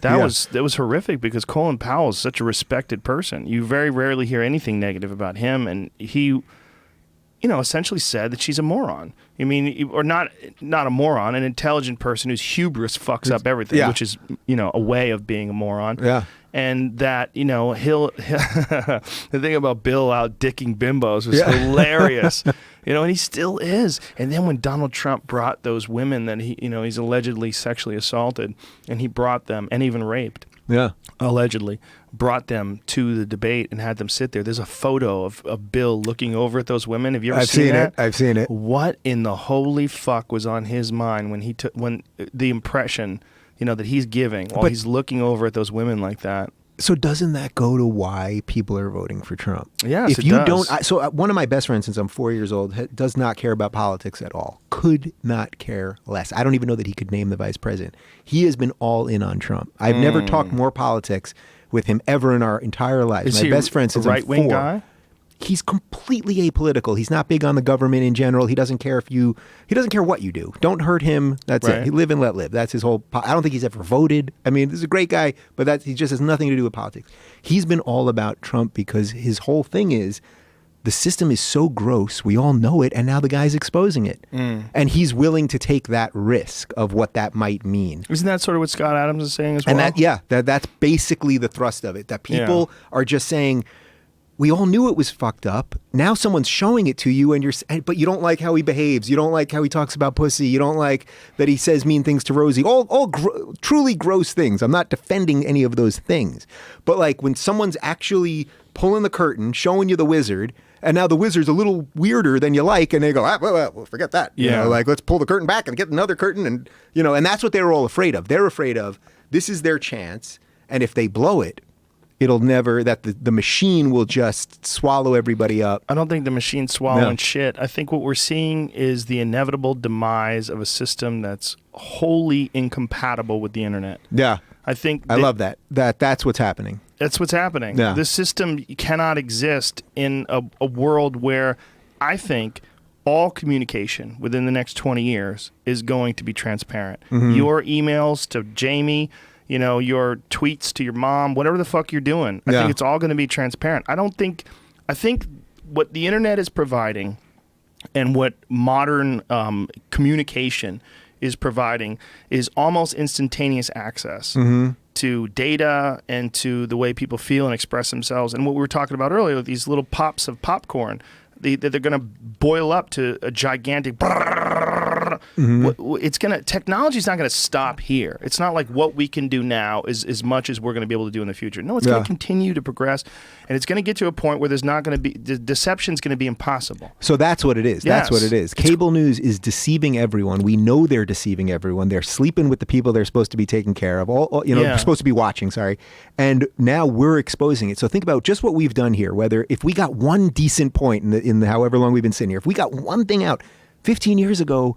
You could not do this. You could not have two people fully unfiltered for this amount of time doing what we're doing. So if we manage one cogent point in this whole thing, that's more than you could have got out 15 years ago. Well, it's definitely more than you're ever going to see on networks, because networks have an obligation and they have an agenda. And I was going back and forth, and I tweeted about this, that I was going back and forth between Fox News and CNN one night. I just sat in front of the TV. My wife and kids were out, and so I was just sitting in front of the TV, stoned as fuck, flipping through the channels, going back and forth between CNN and Fox, and I was goddamn bewildered. I was like, I'm watching two different worlds. You're on two different planets. It's like there's two different parallel universes. In one parallel universe, Hillary Clinton is, the savior of the world. Yeah. And the other one, she's a monster, and Bill Clinton's a rapist and a sexual predator, and these women are a bunch of bimbos who just came out against Donald Trump, and they're all puppets, and Gloria Allred's in on it, and all this craziness. And I'm like,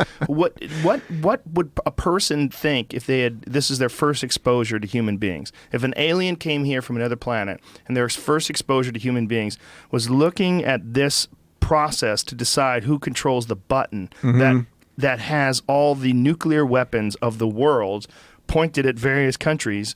I mean, this is insanity, and this is an insane way to communicate. So how do we then, as the neos of this matrix, right? How do we then keep emboldening? I mean, I guess we just have to keep doing what we're doing. There's an inevitable process going on, and it's going to overwhelm what we consider to be normal communication. Yeah. It's going to overwhelm that. And right now, I think we're at a very early stage of this technological progression. And I think we're looking at it in terms of the internet and devices and phones and laptops and shit. But I think new technology is going to emerge that's going to... Look, no one would have ever thought that you would have people addicted to a phone just 20 years ago. No one would have ever even considered the idea of being addicted to a phone, that you would go to a restaurant and 80% of the people would just be on their phone. Yeah. And no one likes it when you bring it up. If you say to them, hey man, want to get off your phone? Like, Fuck, dude, I got important emails coming through. Everybody gets mad. Instagram. It's like, you're like saying, hey, do you really need that drink? I fucking want that drink. It's the same goddamn feeling. People are responding to an addiction.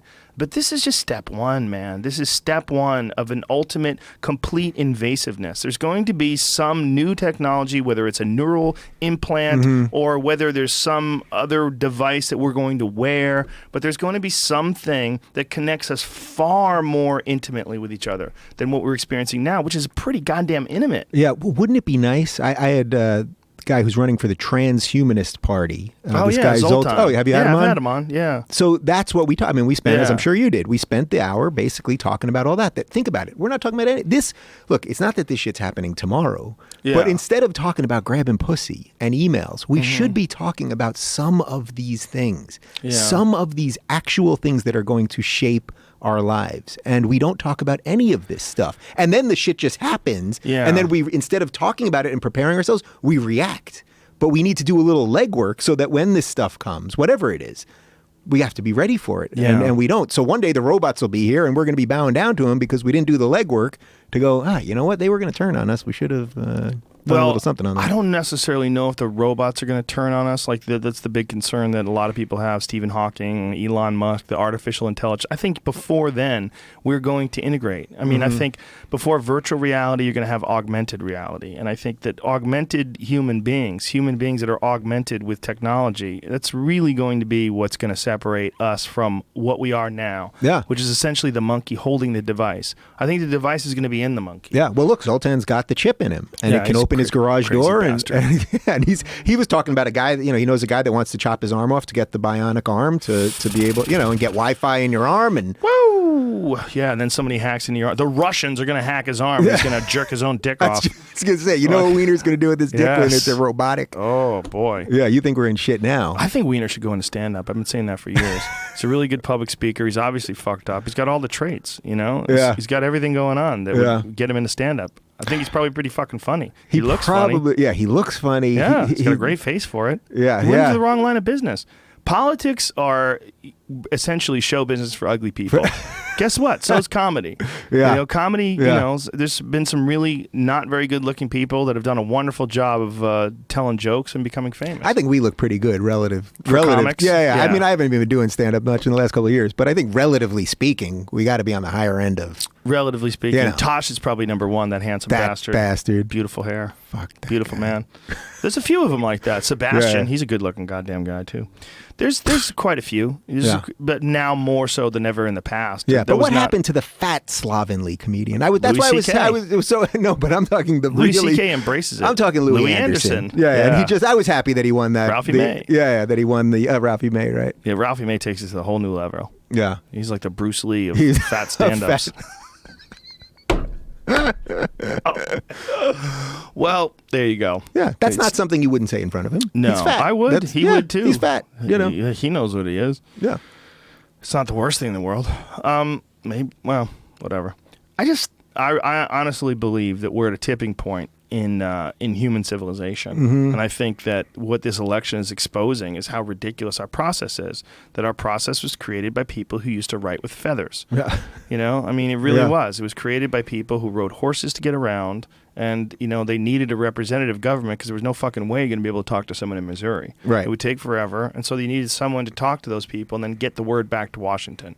We don't need that anymore. It's an archaic system, and that archaic system is in many ways being exposed. I made a tweet recently or an Instagram post about this guy that was going over the electoral map like a storm was coming. And he was like pointing at all the states. And I was like, this guy's like talking about storms. He's talking about like, he's doing a forecast. Like it's so bizarre what we're seeing now. Well, you're so right. I mean, just on the technology front and how we vote, it's like every state has 2 senators. And the reason they did it back then was because they wanted to make sure that the states like Montana that have nobody living there had some sort of representation. Yes. So they needed to make sure that the train with the president campaigning would actually make it there, or the horse and buggy or whatever it was.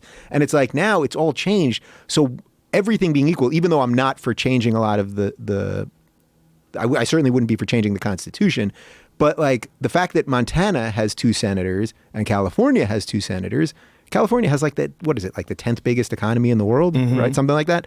So it's like, that's not right. Right. You know, technology has changed, so it's not necessary anymore. The people in Montana can hear all the same shit that the people in California have. Right. So there are things that are happening now that the system, because it's so ingrained, and because the people that control it and the money, and I don't even think that's a conspiracy. I think that's just the way things work. It's just, it's also become ingrained, you know? What we love about the Constitution has essentially already been violated.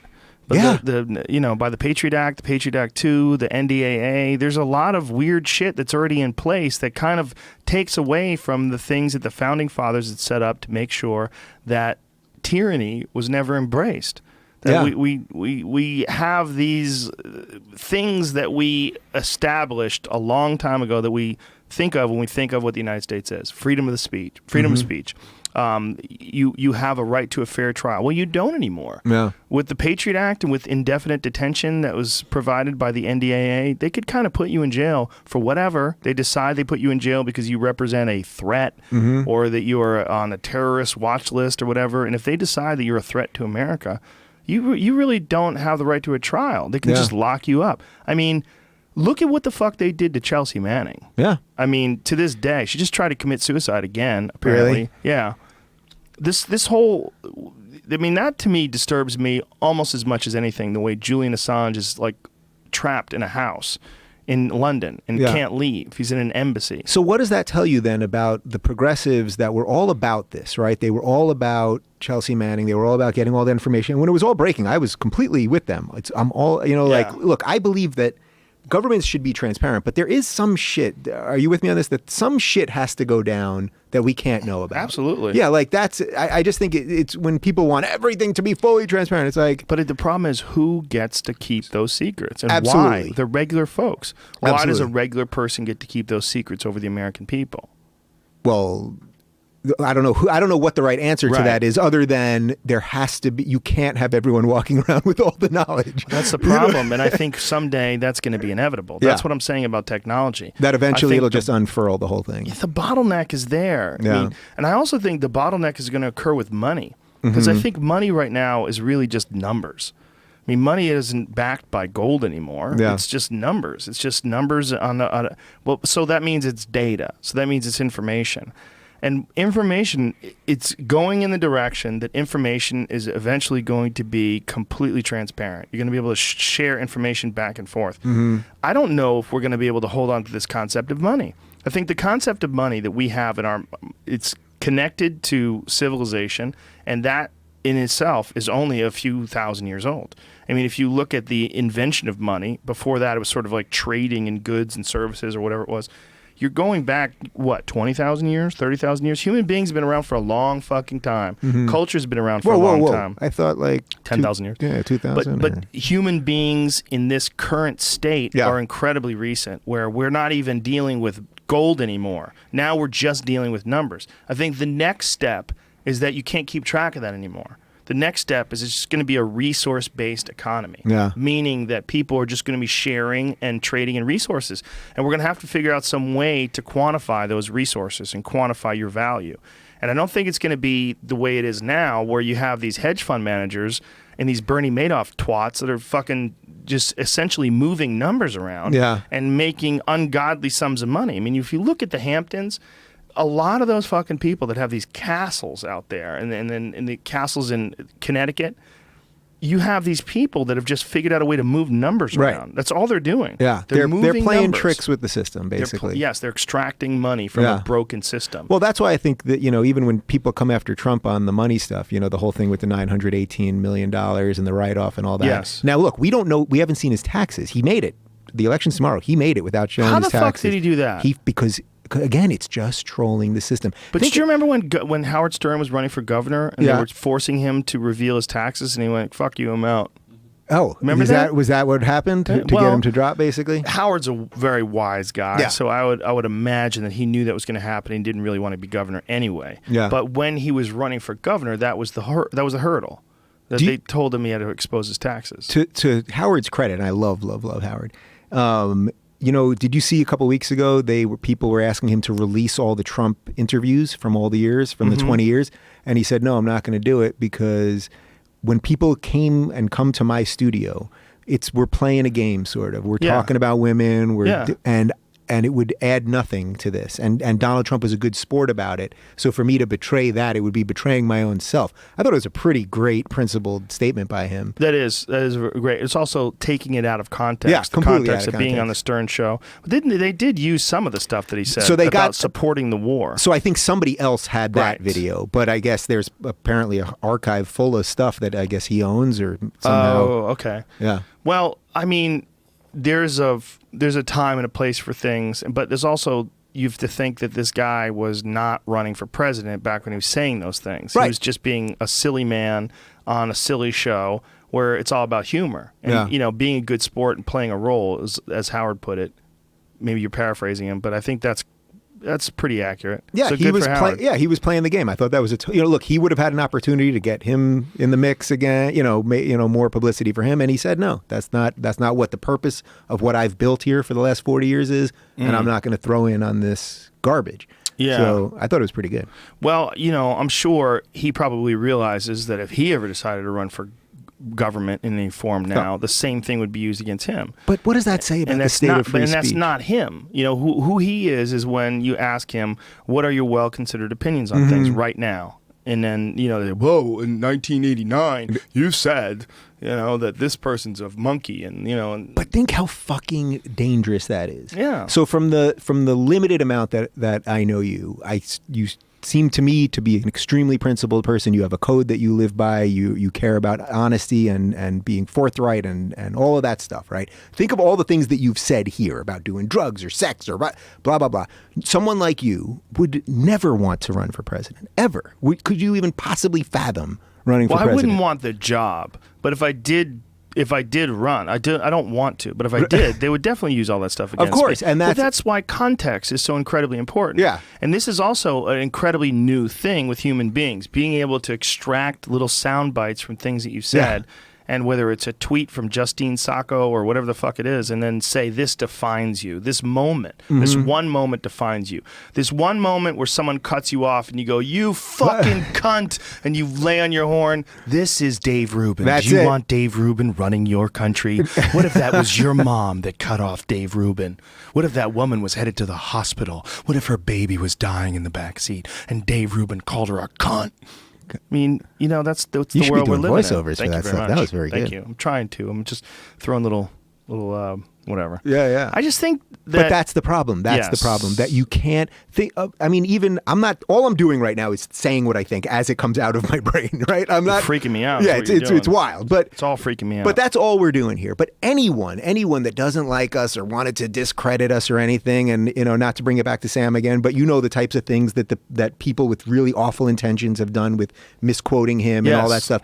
And that thing needs to be destroyed. That outrage monster that will find one thing that you did or said once to then destroy every other piece of goodness that you've put out there must end. And that is a big piece of what's happening here too. I also think discourse, in particular, like discourse against Sam, is what a lot of people are doing. They're playing a game, and Sam has a high profile, and they're using their voice to attack that high profile to make a move on the castle. Yeah. It's like they're moving chess pieces around, and they're using strategy, and they're saying, well, he said this about Islam, and do you understand how many billions of people are peaceful Muslims and how offensive this is to say that they, and that's what they're doing. They're taking these positions, and they're also taking these positions in a weird way, because there's something about writing a blog that's a very cowardly thing when you're attacking someone, because they don't respond. They just, you want someone to respond back in a blog, you're requiring an incredible amount of their time to sit there and formulate another blog.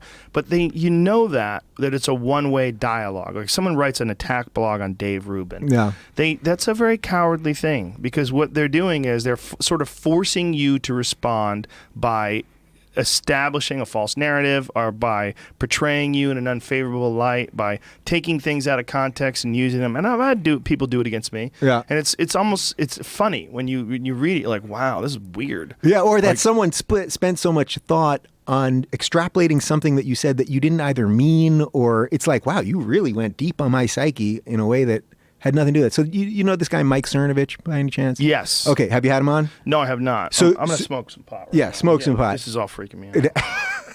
I'm getting freaked out for real. I can't smoke the sativa. Sorry, brother. So Mike Cernovich, I've had on my show. He's big within he's the pro-Trump guy, and I'll try to make this really deep so that you can really appreciate it, dude. Anyway, I from having him on, I got more shit than anyone else that I've had on. Because you had him on? Because I had him on, because he was sort of because he's thought of as part of the alt-right. He had tweeted like 3 years before I had him on the show. I didn't even know who he was until about 2 weeks before I had him on. But about 3 years before that, he had tweeted something that sounded like he was a rape apologist. But it was either a bad joke or it was a little unclear or worded clumsily or whatever. Do you remember what it was? We can probably find it pretty quick. But I don't remember exactly what it was. But then suddenly I got all these people saying, "You see, Rubin had a rape apologist on. He must hate women," or something to that effect. And it's like, what you guys are doing is just, you're picking, okay, so should I let you pick who I talk to? And that's like, you should have the guy on. You'll get a certain amount of hate for it, but you'll have a really interesting conversation with him. But haven't you had people that you've communicated with that you thought were one way, and as you got to know them better and better, you found out some stuff they had said, and you went, whoa, hold on. There's some things that people say that is just absolutely inarguable. You can't support it. Right. There's certain things that people have said that's inexcusable, right? Of course. And you might come across those too. So I could see the point of taking some things, and maybe they might be even out of context, and using that to sort of like say, at the very least, consider this. Sure, but as an interviewer, you or I are not held to. If we had to basically vet every person that we ever sat down with for every thought that they had 3 years ago on Twitter, we would have a pretty fucking lonely life. Well, I've had some pretty offensive people on, for sure. I've gotten a lot of shit for the Milo interviews. I've gotten a lot of shit for some other people that I've had on, too. So Milo, I really like Milo. I've had him over for dinner. I've gone out with him. I think he's a good guy. He says shit that I would not say. But it's working. That's why we're talking about him, much like Trump. Yeah. And much that's like why what Trump has done. Exactly. And then when they ban Milo, what do? You make him stronger. This drives in effect. You make him stronger. I did a speech at UCLA with Milo. We were just a little back and forth chat thing.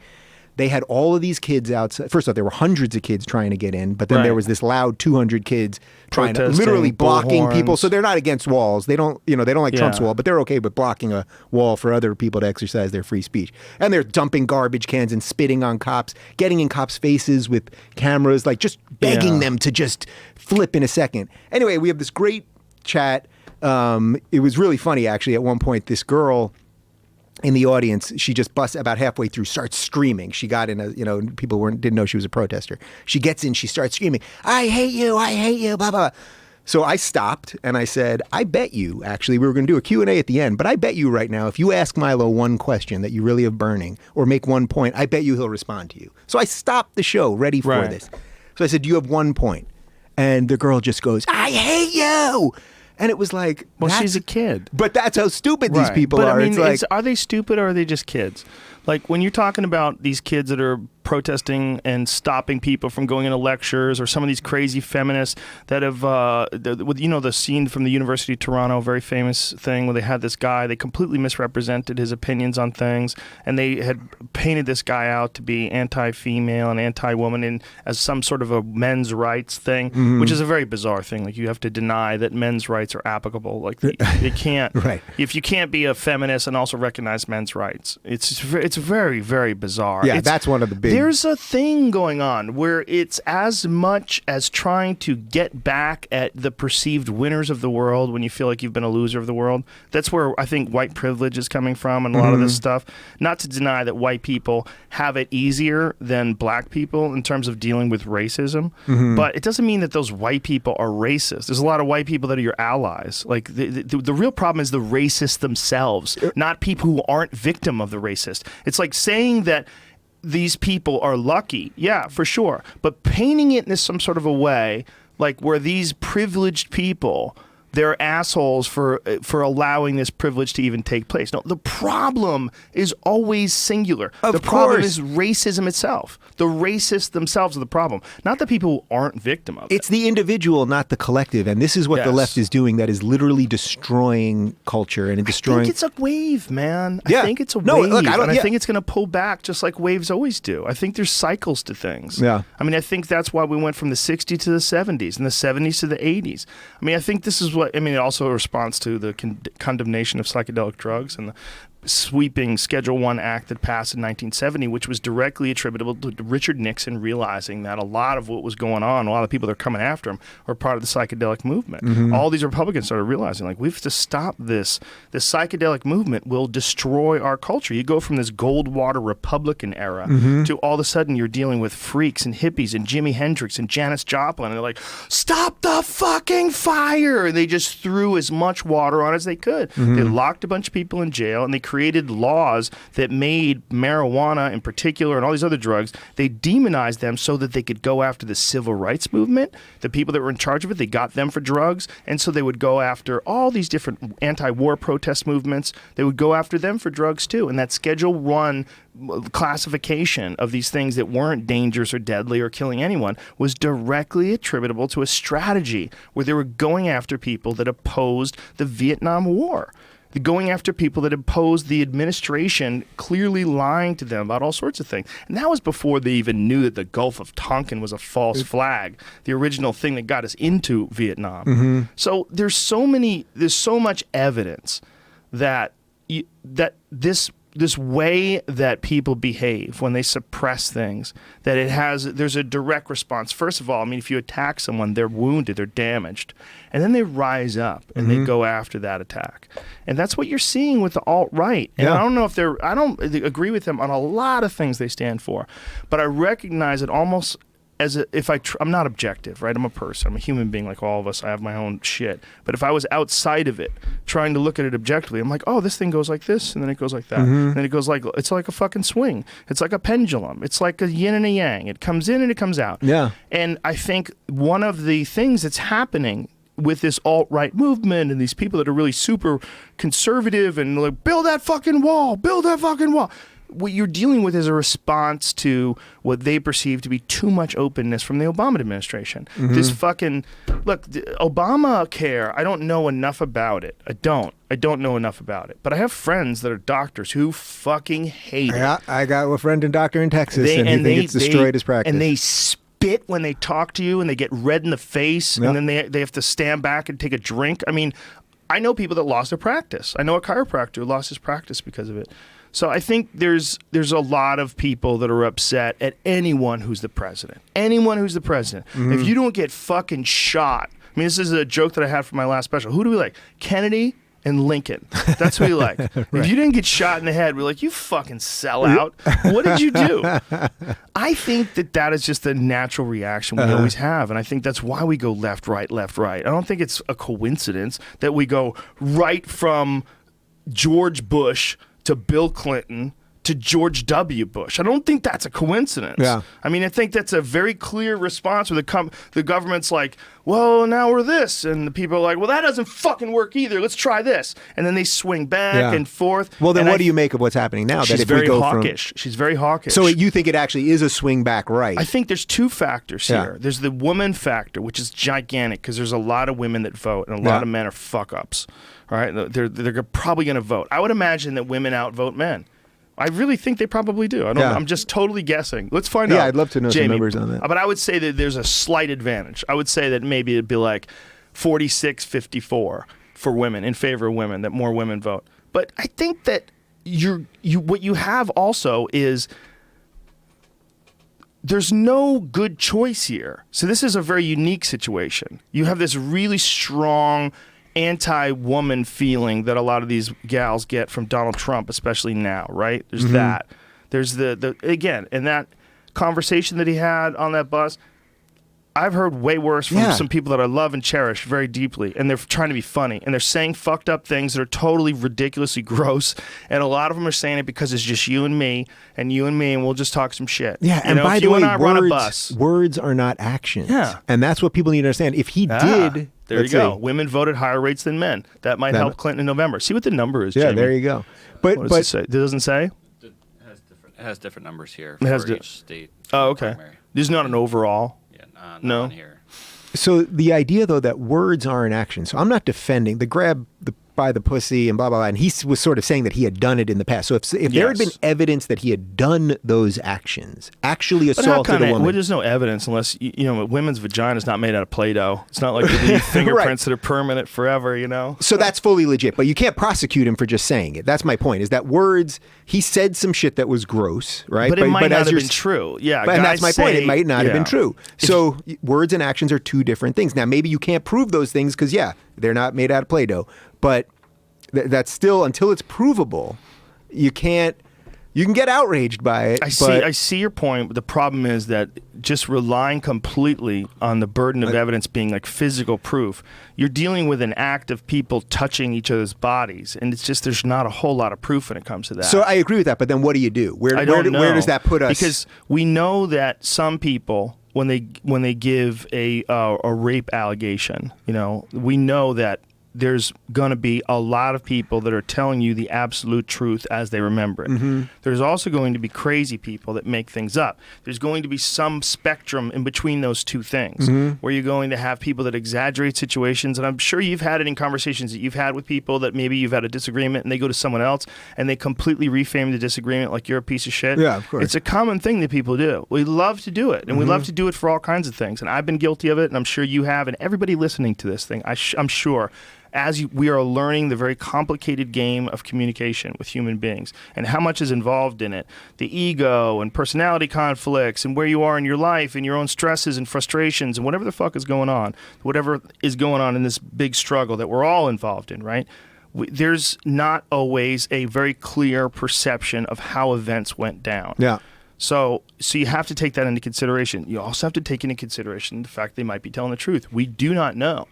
So it's not that there's no evidence, because there's people that are talking.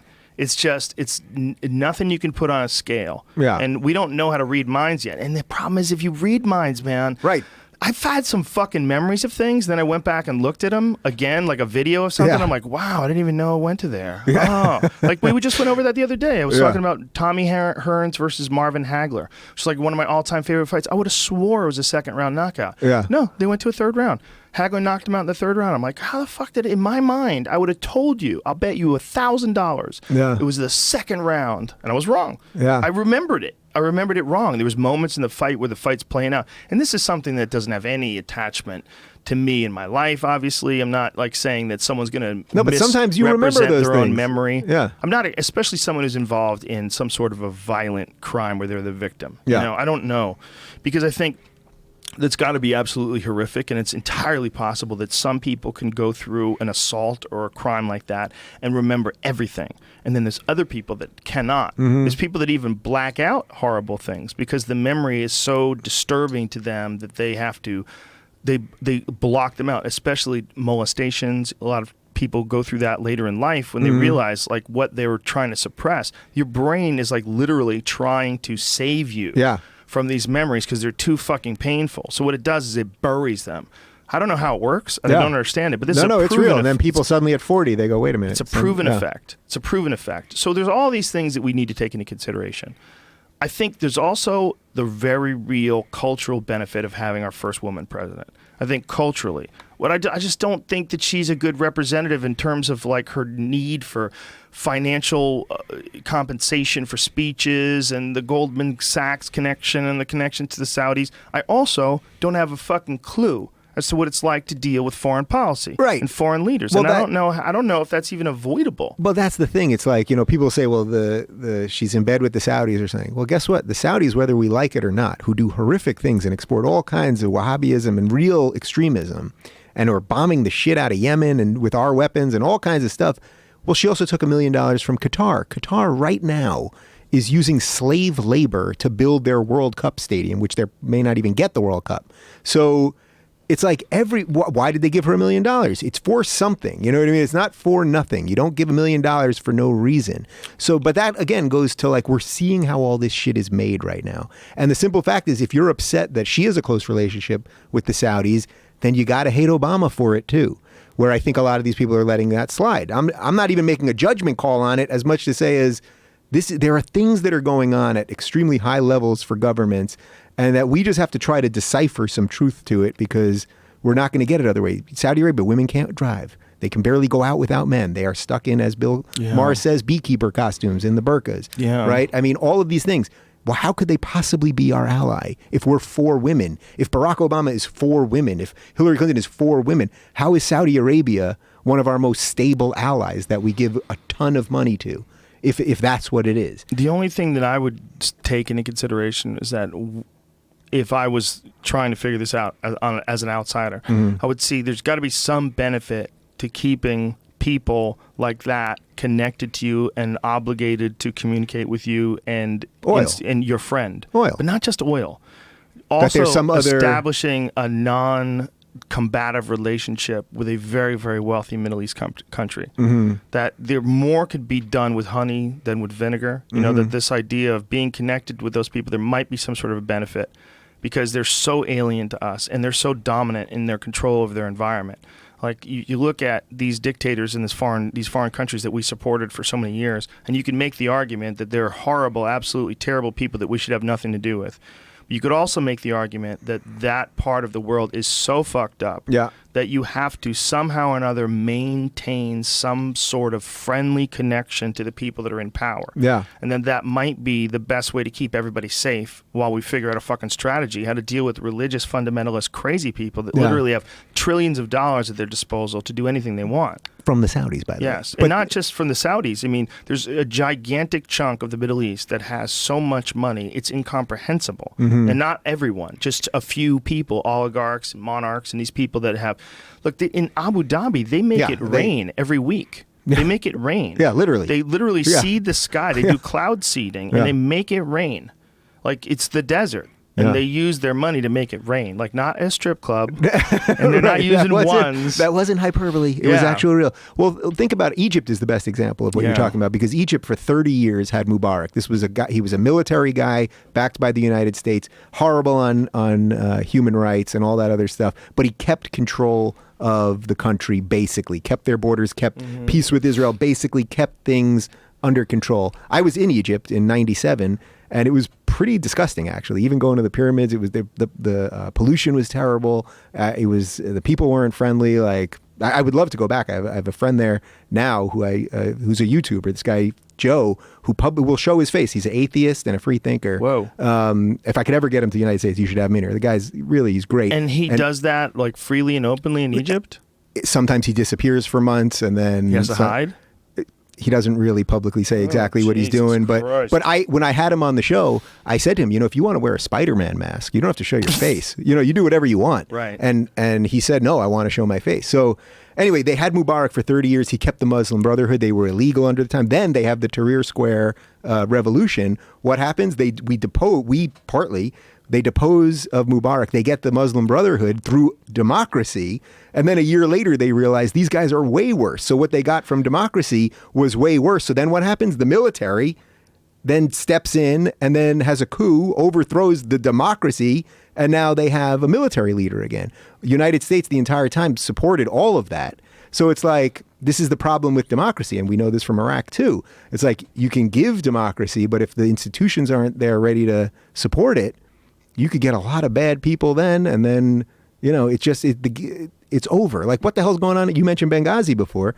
We got rid of Gaddafi, who was obviously a bad dude. Do you have any idea what kind of government there is in Libya right now? Nobody knows. It's a scary state. Yeah. That's a state of chaos. Right. So it was a state before Are you that. aware of Amber Lyon?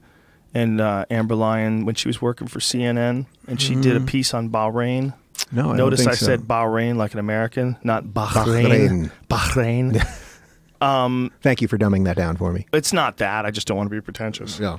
I was born in New Jersey. Like when Obama says Pakistan. Pakistan, yeah. Or Latinos. Latinos. Well, now you have to say Latinx. So that it's not Latinos, that implies men. Or Latinas implies women. Now you say Latinx, because if you're a fucking idiot. Why don't we call ourselves Humex instead of Humans? It's coming. Let's you go just with started Humex. it. I like it. Yeah. I'm a Humex. That sounds dope. Yeah. What kind of species are there? Humex. Yeah, sounds like male, something. male and female Humex. Because if you say human, right? It's so rude. Yeah, it's rude. Why not you woo man woo? History? What about her story? I mean, come on, Joe. Yeah, man. What about her story?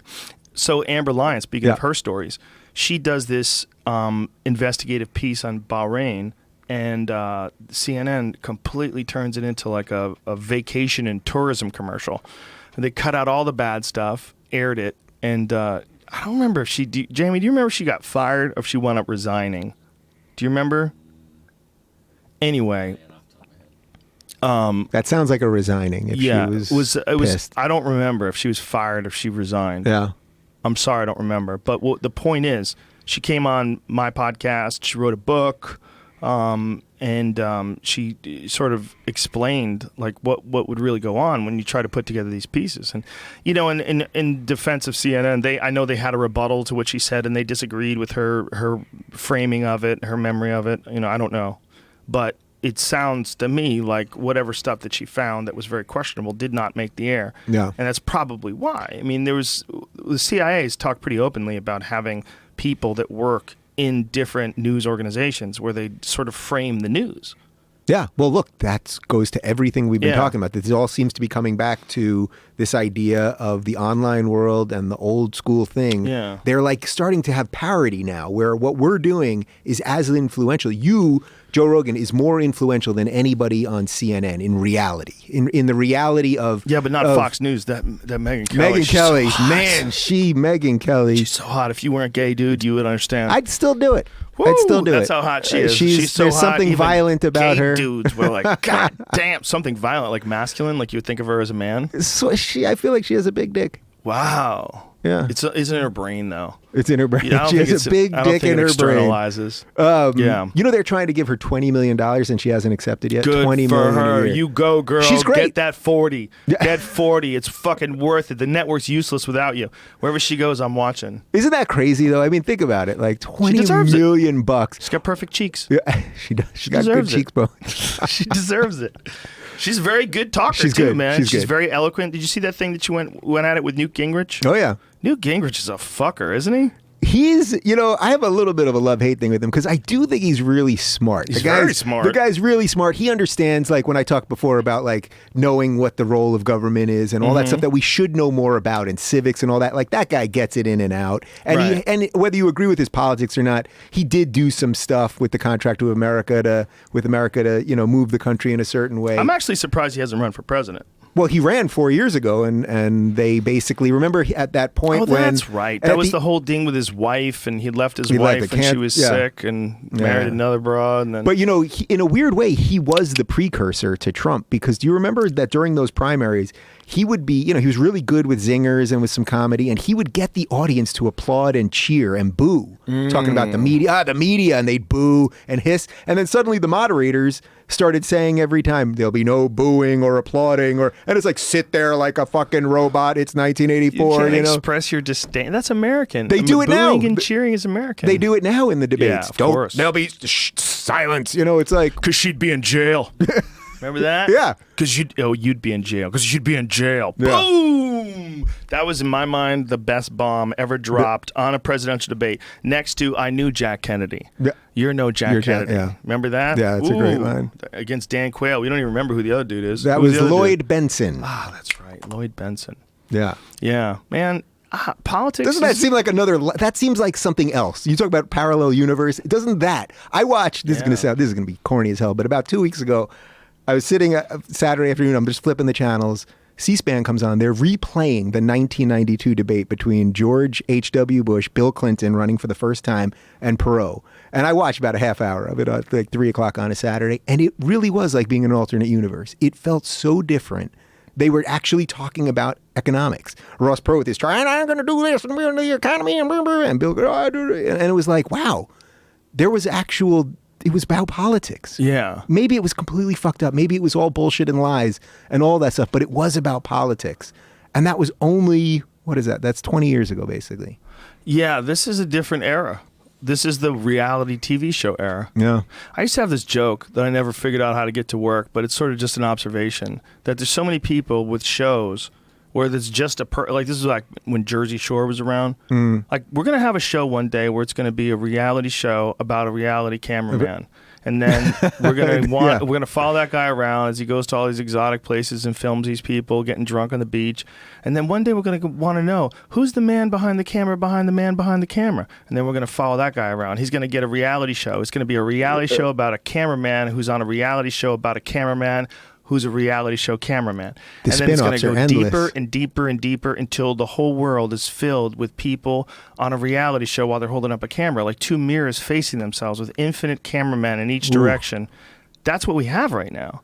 I mean, that is some good weed. Well, this is what we have, though. Yeah. It is good weed, but it's an old bit that I never figured out how to get to work. But the point being is, like, this is what we're experiencing. This is what we're experiencing with phones.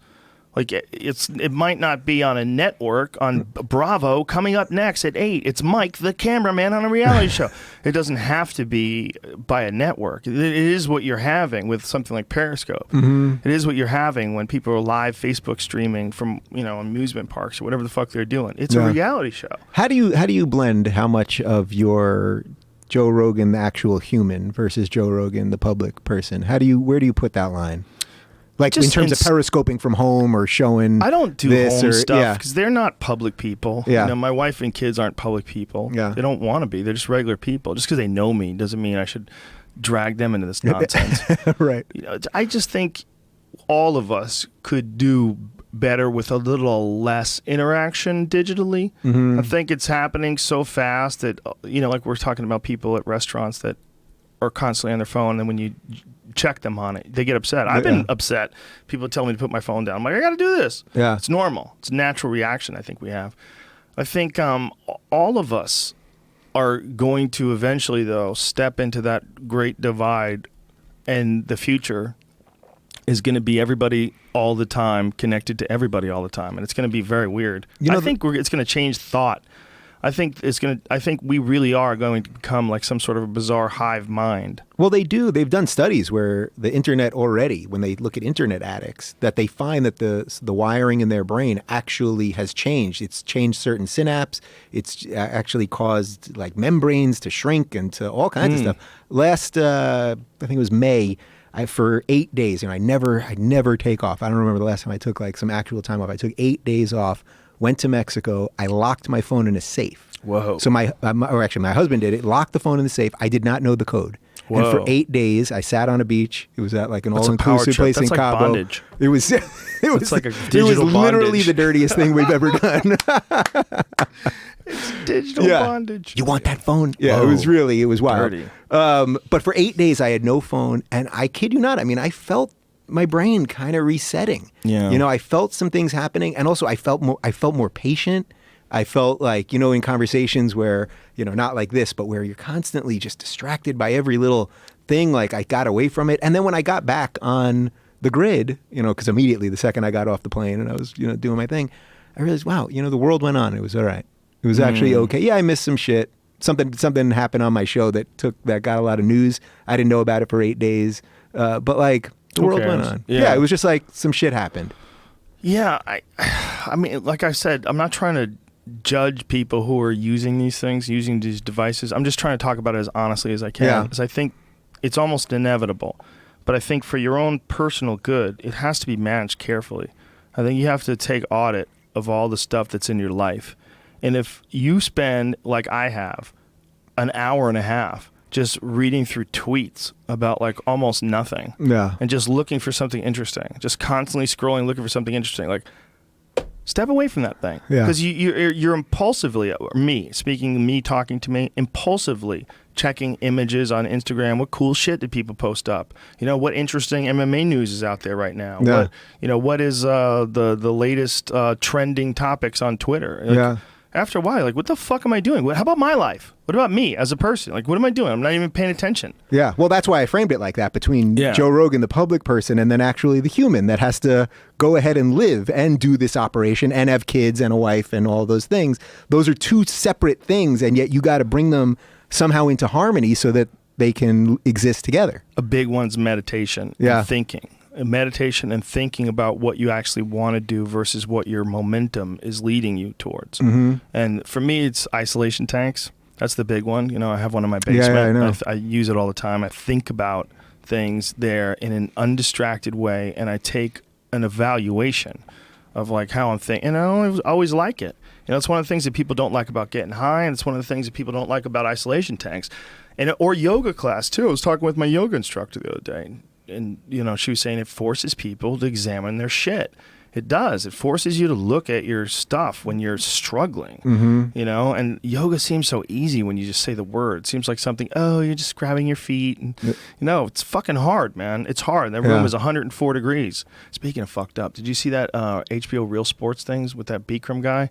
No. They interviewed Bikram yoga guy. Holy shit. People they're taking his name off their yoga studio now. Oh, he's killing people? No. He's just like a crazy fuck who was saying that all these women, you know, have lied because he's been accused of sexual assault, and that people pay $1 million for one drop of his sperm. He's like, one drop of my sperm, $1 million. Wow. They pay. Like, he's crazy. I mean, he's a guru, right? Yeah. He's this yoga guru who's responsible for. It's really an excellent sort of analogy to how weird and fucked up human beings are, that we are not perfect in any way, shape, or form. You have this guy who brought this Bikram yoga to America, and he didn't create it. It's been around for thousands of years, and he tried to sue people for the patent and all the movements. He lost. There was like, you can't patent yoga. But this guy has brought yoga and sort of promoted yoga to who knows how many millions of people. He's like one of the most directly responsible people for promoting this stuff. But then you see him as a person, you're like, oh my God, he's a crazy fuck. He won't let people go to the bathroom. You have to sit there and listen to him talk. And if you have to go, you're going to go in your pants. Like, it's all like cult shit. He makes him stay up all night and watch Bollywood movies. It's like he's a crazy man. He's got Rolls Royces and shit, and they busted him with all these cars. And he said that he was going to open up a school for children to learn automobiles. Oh, yes, and so that's why he bought these Rolls Royces. Yes. The school for underprivileged children with Rolls Royces. It's amazing. It's amazing. But I think... But that goes to the worship thing that we were talking about. And that's like, you see these people worshiping Hillary or worshiping Trump, and it's like, they are not going to solve all your problems. And not only are they not going to solve your problems, they shouldn't. The president should keep the roads safe. The president should make sure nobody bombs us. The president should make sure the economy keeps chugging along. Just think about all those jobs that you just said. How does one person have those three important jobs? That's a lot. That's fucking crazy. Well, you get a guy for the roads. There's a guy. All of it's ridiculous. You get the department of something or other. other. Yeah, you gotta call him. Hey, man, you doing your job? Yeah, guy. You gotta go check. Are these roads working? You gotta fly into Arizona. Let me see the road. But check the road out. But that's actually the point. Like, they're not supposed to be our god. They're not supposed to be our emperor.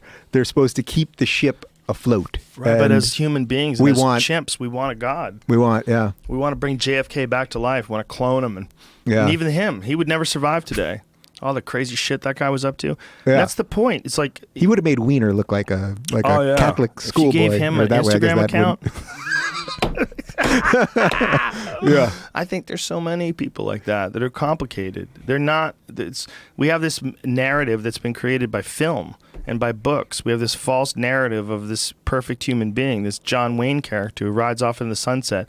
This Clint Eastwood, Sandra Locke is always waving goodbye to him as he rides off, away from the Indians. Like, this is all a false narrative, and it's created in such a potent way that our brains are stained by that, and we kind of expect that out of our leaders instead of. I think that's not the case in other countries, like in Europe in particular, right? In Europe, like in France.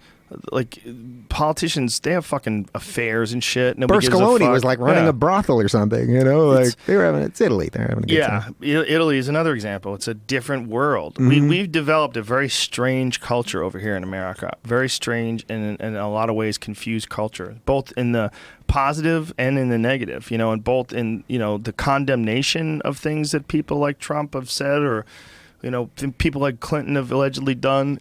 And also our reaction to it. Like, both of them were weird. We're just fucking weird, man. And I don't think we've really fully embraced our weirdness as a species yet. I think that's part of the problem with being a president in the first place. It's based on bullshit. Like, it's based on the idea that you can give people power and they won't abuse it because of an ancient scroll.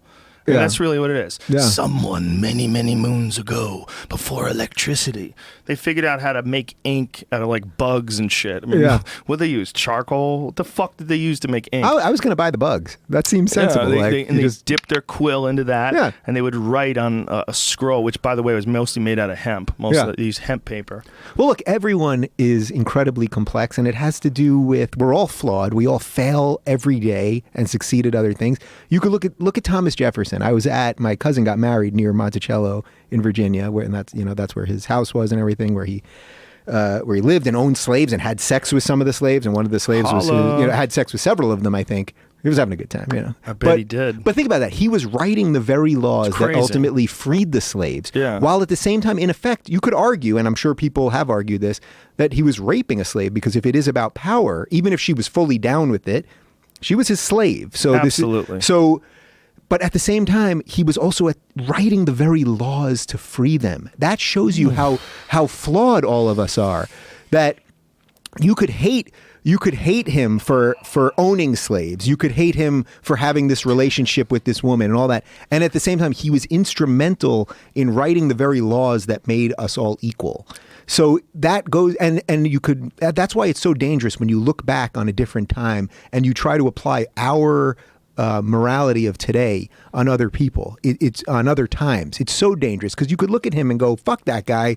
Let's erase every bit of history the way we did with the Dukes of Hazzard car and all that shit." And that's crazy. It's a thing that existed. Do you think the Confederate flag should go back to the General Lee? To the General Lee, yeah. I think it should be on the car, and TV Land shouldn't have taken the show off the air. You know what I mean? Like, Bill Cosby, I told you this last time I was here, like, that guy was my hero. I went into comedy because I was 5 years old, and I saw Bill Cosby himself, and he's talking about chocolate cake, and, Theo and Vanessa, and the whole thing. And I thought it was the funniest fucking thing ever, and it changed my life. It changed the course of my life. Now my childhood hero is the biggest serial rapist of all time. Of all time. Yeah, that's depressing. Yeah, that's another great example. Holy shit. So really, think about what goodness. You could absolutely draw a line between Bill Cosby and Barack Obama. You can clearly draw a line that if Bill Cosby and that show... They're both black, so there you go. No, but you could draw a line to say that if that show had not been on NBC primetime and had he not done that middle-class, upstanding family, that was incredibly funny and all the great stuff about Cosby, that led to eventually 20 some odd years later, Barack Obama being president. And at the same time, he was a horrific rapist. Do you think that, like a lot of his morality, and this goes back to the sort of Tide thing, the slingshot effect, that a lot of his sort of projected morality was to make up for the fact that he was drugging chicks and raping them? So he was America's dad, right? And he was also like the upstanding citizen for the black community to get upset if comedians would swear. Yeah, that whole thing with Eddie Murphy. Yeah, I mean, and not just him, or not just Eddie Murphy, but I believe the same with Dave Chappelle. I think he had a problem with Chris Rock. You know, what he stood for was like this really conservative, really friendly, you know, we don't talk about dicks and pussies and all that stuff. Like, he had a whole thing about, like, when he was really old too, before he got caught. It was a whole thing about, well, we talk about it, but we don't hit it. Yeah. We don't hit on it. We you know what I'm saying? Can every comedian do a Cosby? It's not even that impressive. That's probably the only second time I've ever tried it, but it's pretty decent. Thank you. Yeah. It needs work, let's be honest. But the point being is that this guy was the most vocal. Yeah. Where you never heard other comics. Like, you never heard George Wallace tell other comedians what they should do. You know, you never hear that from Paul Mooney maybe.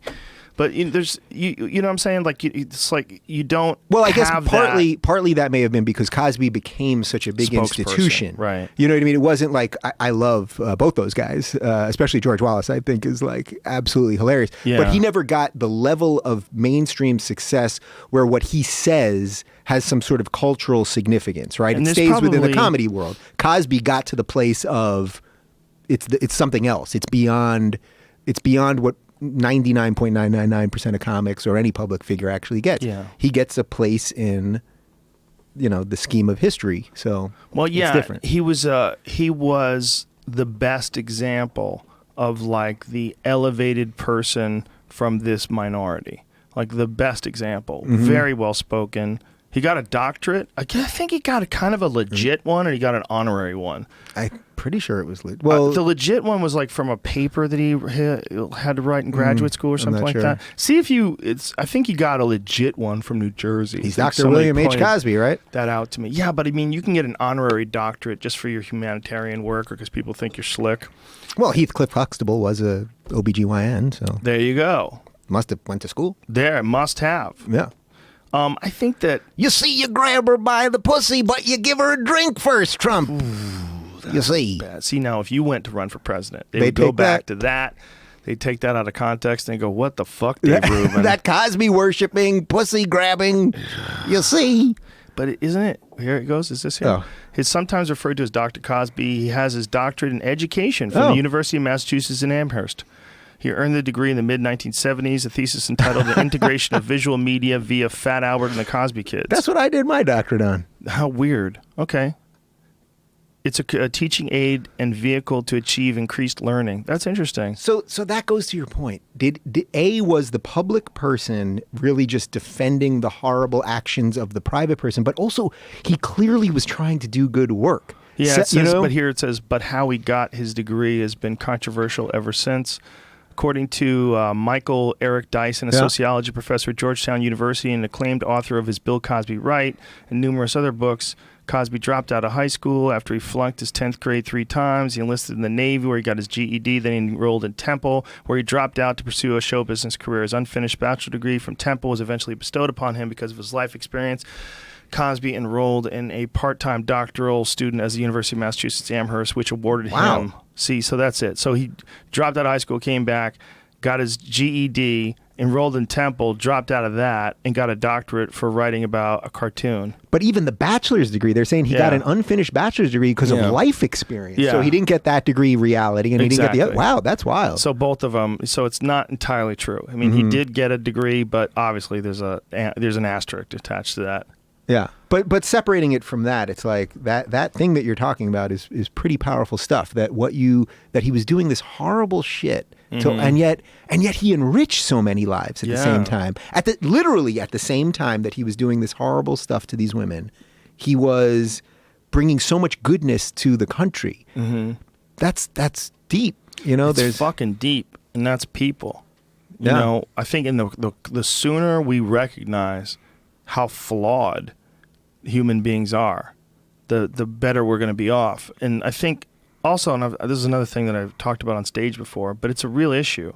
I don't think human beings are designed to take in the data from media. I don't think we can truly distinguish the difference between false narratives and fiction. Mm-hmm. I mean, I know we can. When you go to see a fucking movie, it's a movie. You leave, well, that was a good movie, man. God damn, can't wait for Doctor Strange 2. Yeah.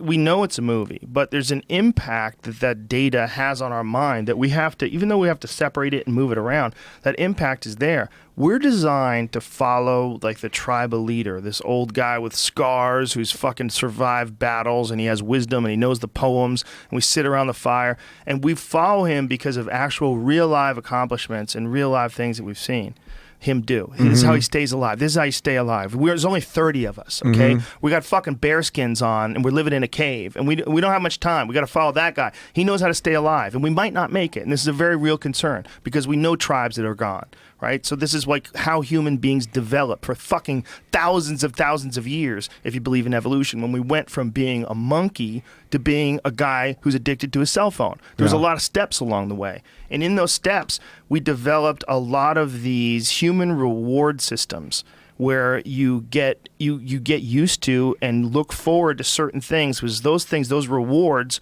will keep you alive. Whether it's being attractive to females, you will spread your DNA that way. You must be concerned about this. Whether it's overcoming the adversaries, because if you don't, they're going to kill you. Yeah. Like, you have to stay alive. You got to be fit. You got to be fit. You have to figure out how to stay quiet when you're hunting. It's one of the reasons today why women enjoy gossip and men enjoy quiet, and why the two are sometimes incompatible. Like, there's a design. Women are designed. They were trying to keep the fucking tribe together, so they sit around washing clothes. Did you hear this dirty bitch fucks everybody when we go to sleep? Like, that's where it came from. Yeah. And with the men, they're out on these hunting parties and like, everybody shut the fuck up, okay? Yeah. let's pay attention. We got to stay close here. And this is the whole reason why there's a difference in the way these two behave. And this has all been like well established by sociologists and by people who have studied human behavior. I think that where we're at now with movies and songs, you're getting this data in a way we don't know how to process. We obviously internally, we obviously can rationalize and go, well, I know that's just a song, or I know that's just a movie, and I know the Indiana Jones isn't a real guy, and he wouldn't just survive every time the fucking bowling ball sized boulder comes his way. He would get killed. The nuke, then he got in the fridge in part 4. The fucking Ark of the Covenant. How do you survive the... Come on, man. There's a lot of shit going on in that. I could accept that. The fucking nuke. That's supposed to be apocalyptic. All of it. It's supposed to be ridiculous. He closed his eyes. The darts... He looked the other way. He looked the other way from the nuke. That's all you need to do. Can't get cancer. He's got a fucking cool hat. But those narratives and this life version is all data that's enter into the human consciousness. And the more we expose ourselves to it, when kids are watching 8 hours of fucking television and people are like constantly engrossed in their phones and all this like 2-dimensional data and video and all these different things on YouTube, the more that stuff gets into your mind and into your life, the less you're experiencing the actual life. It's almost like a preparation for us being a part of this hive mind. Like these are the steps you take when you create this sort of new type of being. Yeah, I mean, it's integrated. You're talking about the Matrix, that we're slowly morphing into this thing. And that's why, people have to understand that what happens there isn't real yet.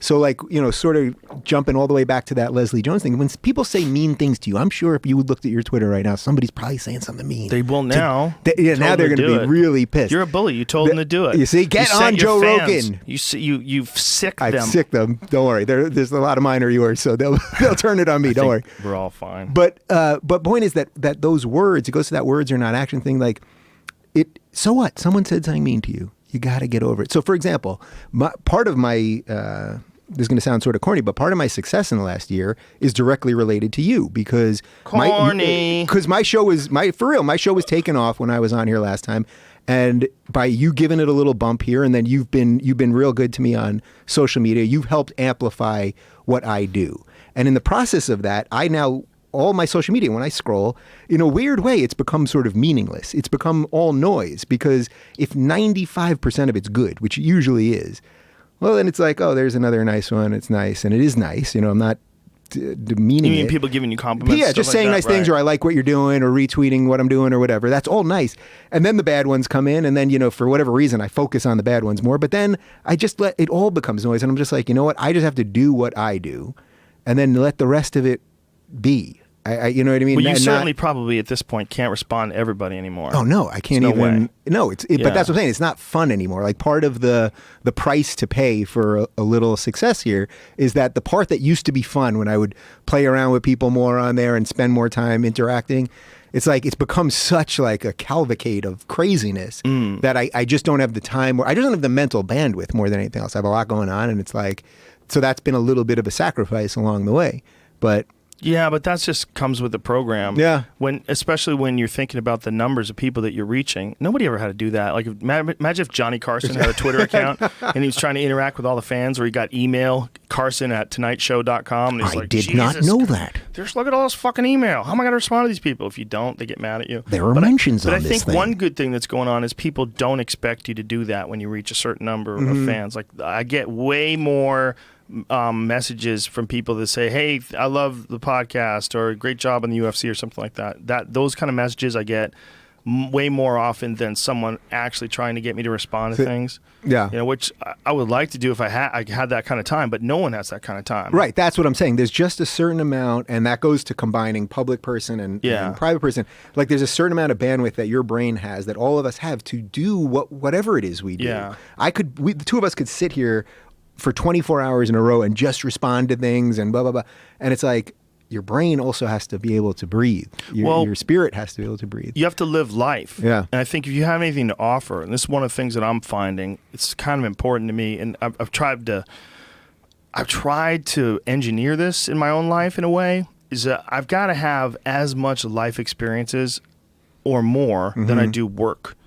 Because like just working, like if I just did podcasts every day, I would have things to say because there's always something going on in the world.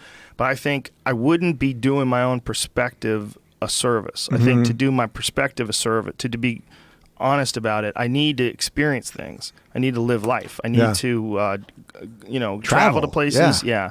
I need to do things that are difficult. I need to get involved in a lot of activities. I like to do different things because I think, first of all, because I enjoy them, first and foremost. And I think embracing that I enjoy them benefits me in a great way, too. Yeah. Because when I do things that I enjoy, I get happy. When I get happy, I work better. And I think if I didn't do that, and if I didn't like actively seek out, it's really easy for a lot of people. A lot of people find this. They get caught up in work so much that that's all they focus on. Yeah. And then I think you stop being the person who got to that position in the first place. The person who got to that position in the first place got there because people liked what you talked about or what you thought about. And the only way that even gets more enhanced is by experiencing things. Yeah, and by the way, you don't have to go to across the world to do that. Even I was telling you before we started that. So I bought a house. We're doing the home studio thing. My fans are funding it. It's like my dreams literally are becoming reality. It's as it's as validating as anything that has happened in my entire life. Congratulations! So yes, that's thanks. Awesome.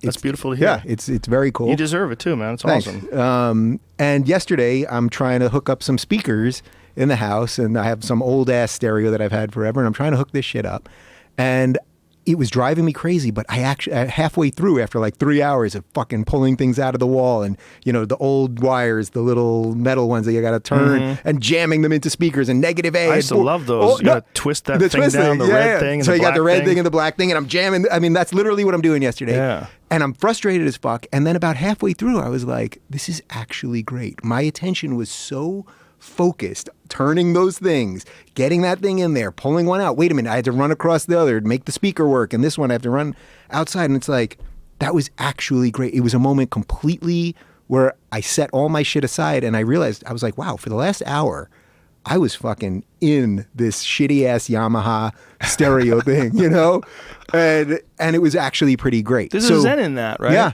Yeah, there really is. So you don't have to go across the world to do it. Just doing something that there was meaning in me doing it. I didn't want to hire someone to do it. I want to figure this thing out. And I did. I think there's definitely something to that, but I went to the Vatican this summer, and I think it was more fun than you installing your stereo. And I think I learned more about people and looking at, St. Peter's Basilica than I ever would have done, screwing together some fucking wires and sticking them into some box that makes noise. I bet I can beat you on that because many years ago, I believe around 97, I think it might have been the same trip that I ended up in Egypt, I went to Amsterdam. I basically shroomed for 8 days. Whoa. And then my buddy and I, we wanted to take that made shrooms. My feet numb. we wanted to take shrooms to Rome to trip at the Sistine Chapel. So listen to this. We get on the train. It's like an overnight train. I don't know, probably 12 hours to go from Amsterdam to Rome. We got boarded. The train got boarded by border police or something. Yeah, something. So we were like, well, what are we gonna do? What do we do? So we ate the evidence. So we literally ate the shrooms on the train. How many shrooms? I don't remember. Enough for one person each. Not like a crazy amount. But we're on an overnight train in one of those little couchettes where you're sleeping with two people above you. So we're both on the bottom in a tiny little room with four Italians. Tripping balls for hours and hours and hours. We get to Rome, and we went right to the Sistine Chapel, which you have to walk through a lot of other chapels kind of to get to. And so I wasn't fully tripping, but I had just enough in the Sistine Chapel. Beat that. No, you can't. Pretty good. Well, the only way you could beat that. So I tripped through 4 countries because I tripped through the Netherlands, I tripped through Belgium, something in Italy. There's another one in there. What else would be in there?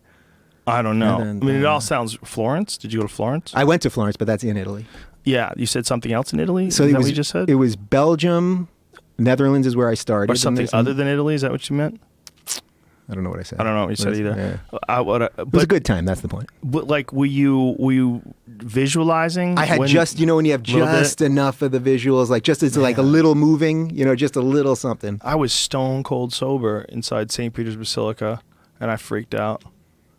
I was just thinking about the sheer effort involved in making something so insanely huge and how many hundreds of years it took to build it.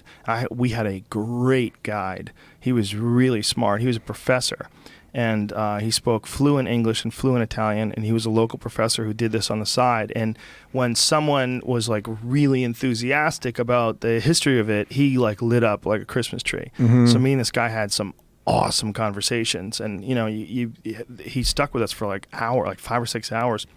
And then we went to dinner with him afterwards. And, you know, he was just he so loved the artwork and the culture and the history of it. That it was so infectious when he was talking about it. Well, that's the thing. You don't have to be religious per se. I'm not a believer. It doesn't matter. Right. I believe in things that can be proven. If someone could prove something to me, then I would believe it. If you told me that LeBron James dunked from half court, well, I'd need to see video. You know, like I wouldn't just, oh, he did? Well, hot damn, you know. So why wouldn't I apply that same logic to the biggest questions of the universe? But even not being a believer, you can acknowledge that the work that these people had to do, that maybe they felt some divine spirit, they felt something in themselves that I can't explain or whatever, that there's an incredible power to that. I mean, go to Jerusalem. You can look at the Western Wall is literally, you know, the holiest site in Judaism is adjacent with the Temple Mount. The Dome of the Rock is right on top of that, the third holiest site in Islam. And if you walk 5 minutes the other way, the Church of the Holy Sepulchre, where Jesus was crucified, is right there. I mean, so whether you believe in this stuff or not, the facts on the ground exist, and you have to acknowledge that some people find meaning and value in that. And we could argue whether that has been a destructive force throughout time or. Well, I think in a lot of ways, religion is like Bill Cosby. It's both. You know, it's helped people and it's hurt a lot. I mean, religion has been responsible for some horrible atrocities, and not just one religion, like many, many religions, but like many, many groups of power, many groups that have influence and great influence over people. A lot of times they look out for themselves. They protect themselves ruthlessly, especially when they have massive amounts of power that doesn't make any sense in the world. Like when you look at any sort of a coup or any sort of a usurping of power, like it's someone who has massive amounts of power and someone else wants that massive amounts of power and they conquer them and take over them. And it's always like this spectacular, chaotic event. And that's what human beings that's what they do. You know, they establish positions of power and then they abuse them. It's like, and they're almost begging for some better, smarter person to come along and take it from them. Yeah, I think about that sometimes, even when I'd be like walking where I used to live in West Hollywood, where it's like pretty, you know, it's next to Beverly Hills, it's a nice area, and that all these people are sort of walking, you know, there's nice shops there, and everyone kind of looks good, so it's sort of what we said, they go to the gym, they tan, they get surgery, they're all working on themselves all day, doing their own thing. And you're right. It's almost like they're so blind to the fact that there is something else happening. There is a real power play happening in the world where there are forces that want to change things, either for what may be better for you or worse for you or whatever. And most people just ignore it because it's a lot easier to get lost in Twitter or watch the Kardashians. We're like the spoiled country club kids of the world. That's what we are. We're like the spoiled country club kids of the world that don't realize the consequences of flying drones into Yemen and bombing wedding parties. You know, there's like the consequence that's attached to those people. It would be so significant if it was happening on this patch of dirt. But since it's happening over there, we don't think of it as a big a deal. Could you imagine what would happen if someone from another country had flown a drone over the United States and accidentally bombed some sort of a wedding party in Phoenix? Right. Could you fucking imagine? Imagine if one rocket flew over Mexico's border to you know, to El Paso or La Jolla, we'd bomb Canada. I mean, you know what I mean? Like think about that. Like it's so crazy when you think, you know, and I get it. As I said before, I'm not against every state secret. I understand that some shit there are rules that are beyond what the average person... But why are they? They're only that way because there's no transparency in these other countries too. Yeah. Now, once all these countries develop this new level of transparency where you can't hide shit, you can't lie, you're going to do one of two things. You're either going to say, look, I'm Genghis Khan, I'm running this motherfucker, and you're going to Putin the whole thing. I mean, what Putin is doing right now is old school dictator stuff. Kills his rivals publicly. He assassinates his rivals. Did you see the fucking assassination attempt on him? No. You haven't seen it? I don't think so. On Putin? Yeah, dude. No. Yeah. How did I miss that? Made a suicide attack on his car, but his driver was in the car and not him. This guy drove high speed, head on, right into Putin's car. When was this? How the hell did I miss this? 2 weeks ago? No shit. Yeah, 2 weeks ago. Check this out. A move takes a lot out of you. See, watch this.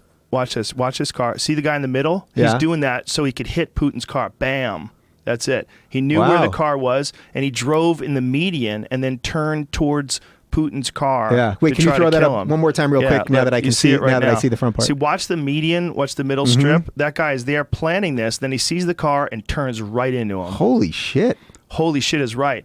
It killed the driver. I think it killed both guys. See if it killed both guys. Jeez. But Putin was not in that car. But that's his favorite driver. Fucking bananas, dude. Yeah. So I mean, that's Game of Thrones. But that's right. That's to the point. That this is modern Game of Thrones happening. Yeah. But all these other people, these are the people that are protected by the Dark Lords that run the kingdom, and that this is just the modern version of shit that's been going on since the beginning of time. So then, that said, does that give you any empathy for what Clinton has to do to get there? So that's what I'm saying. I don't have not necessarily empathy, but a vague understanding of how ignorant I am about how the world works. Yeah. And it's a weird place to sit, I suppose.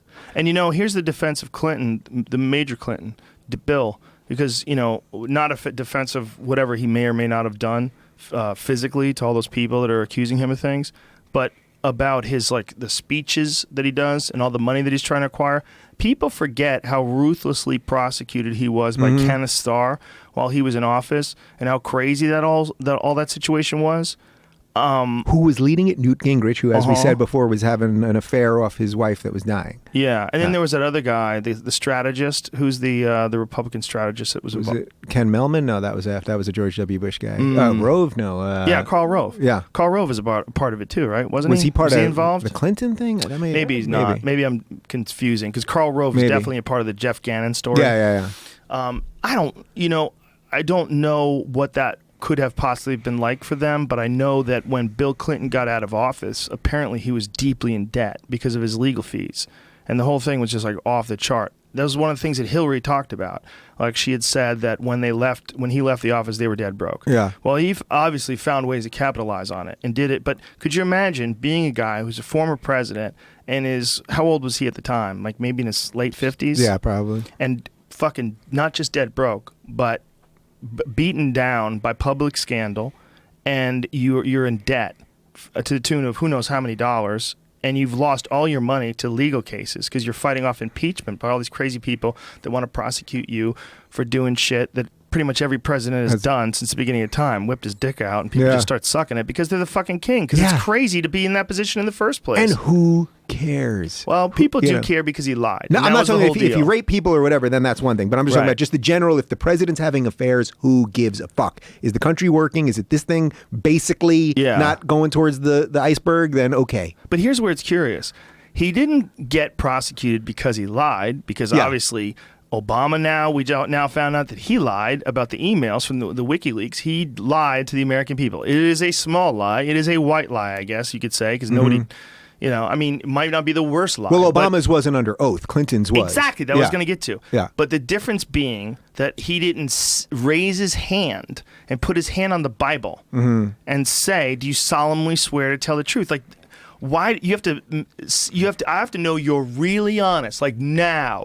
This is the time where you can't lie anymore. So we have this crazy rule that if you do lie during that time, it's so different than when you lie about what FBI Administrator Comey, or whatever the fuck his title is, Comey says about what you did versus what you think you did. Right. Or whether it's who knows what other things. Right. Whether it's how many fucking cell phones she had, or Benghazi, or what. Those lies. By the way, are not. You have your team destroy all your old devices with hammers and bats after, right? We actually did take some old hard drives out to the gun range. Yeah, yeah, and I put some 300 Win Mag rounds into them. That'll show him who's boss. Well, we did it because we were gonna get rid of them anyway. They were old, just old bullshit. And I said it'd be fun to take these to the range, just blow them apart. Nice. So we took them out there, and I was sighting in my rifle. Yeah.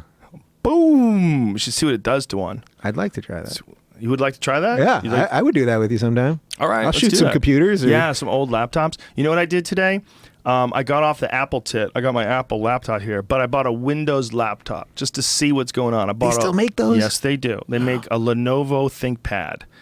That's what I got. I always liked ThinkPads. I had one a long time ago, and I was like, let's see what the newest ThinkPads look like. I'm like, does it still have that little red the little nipple that you play thing, with? the nipple? It's I still like there? That thing. They still going with the nipple? Yes, they have the nipple still. Yeah. Really? Yeah. I got a P50, Lenovo ThinkPad P50. So anyway, I get this ThinkPad, and it has Windows 7. Well, the newest Windows is Windows 10.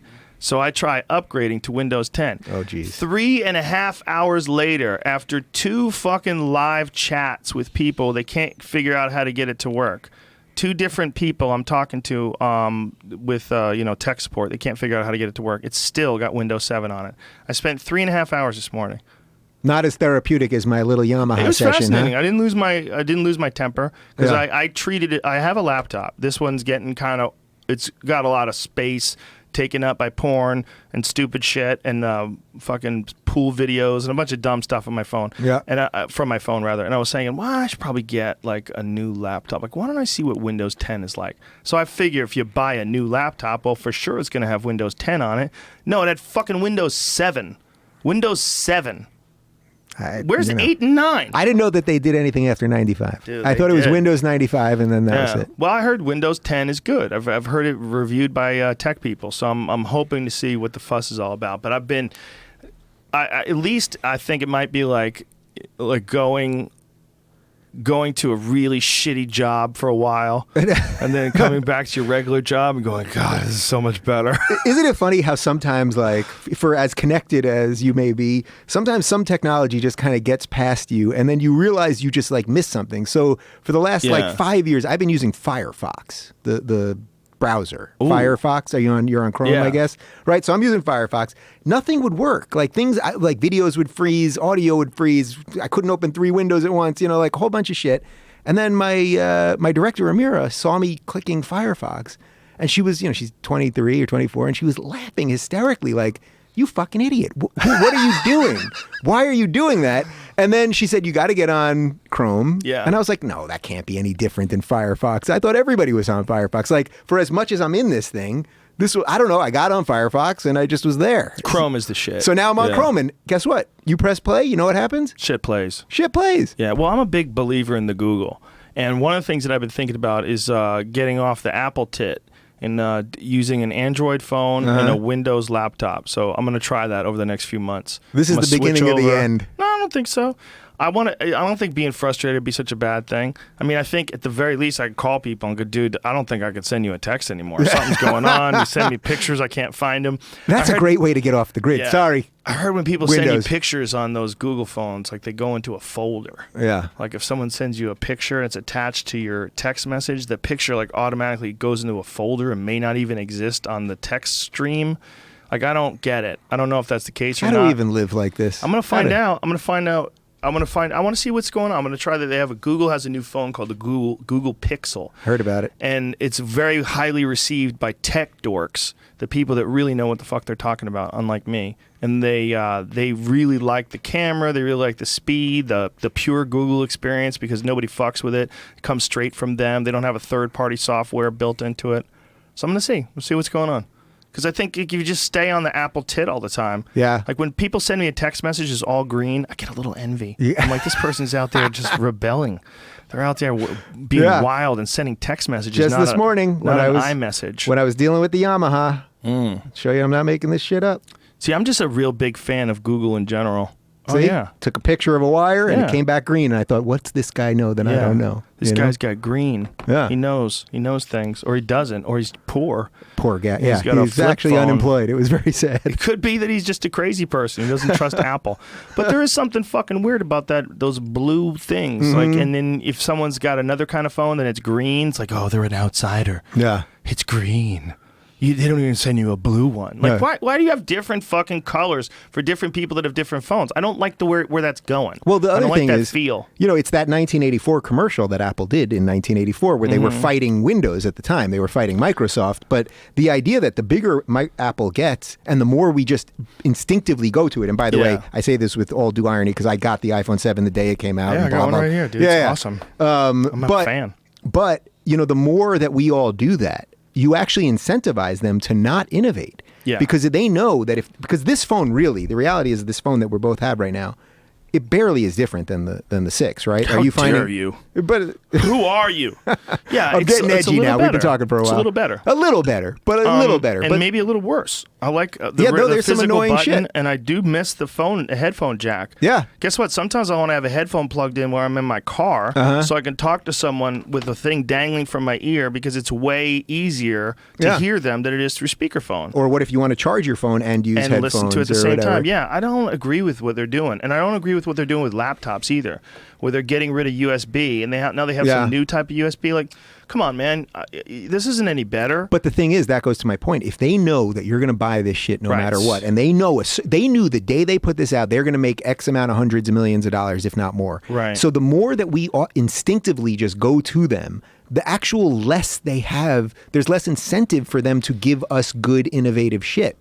Because why keep changing it if you just tweak a couple things and they don't put that much into it and we all do it anyway? I also think that it's probably important to support competition.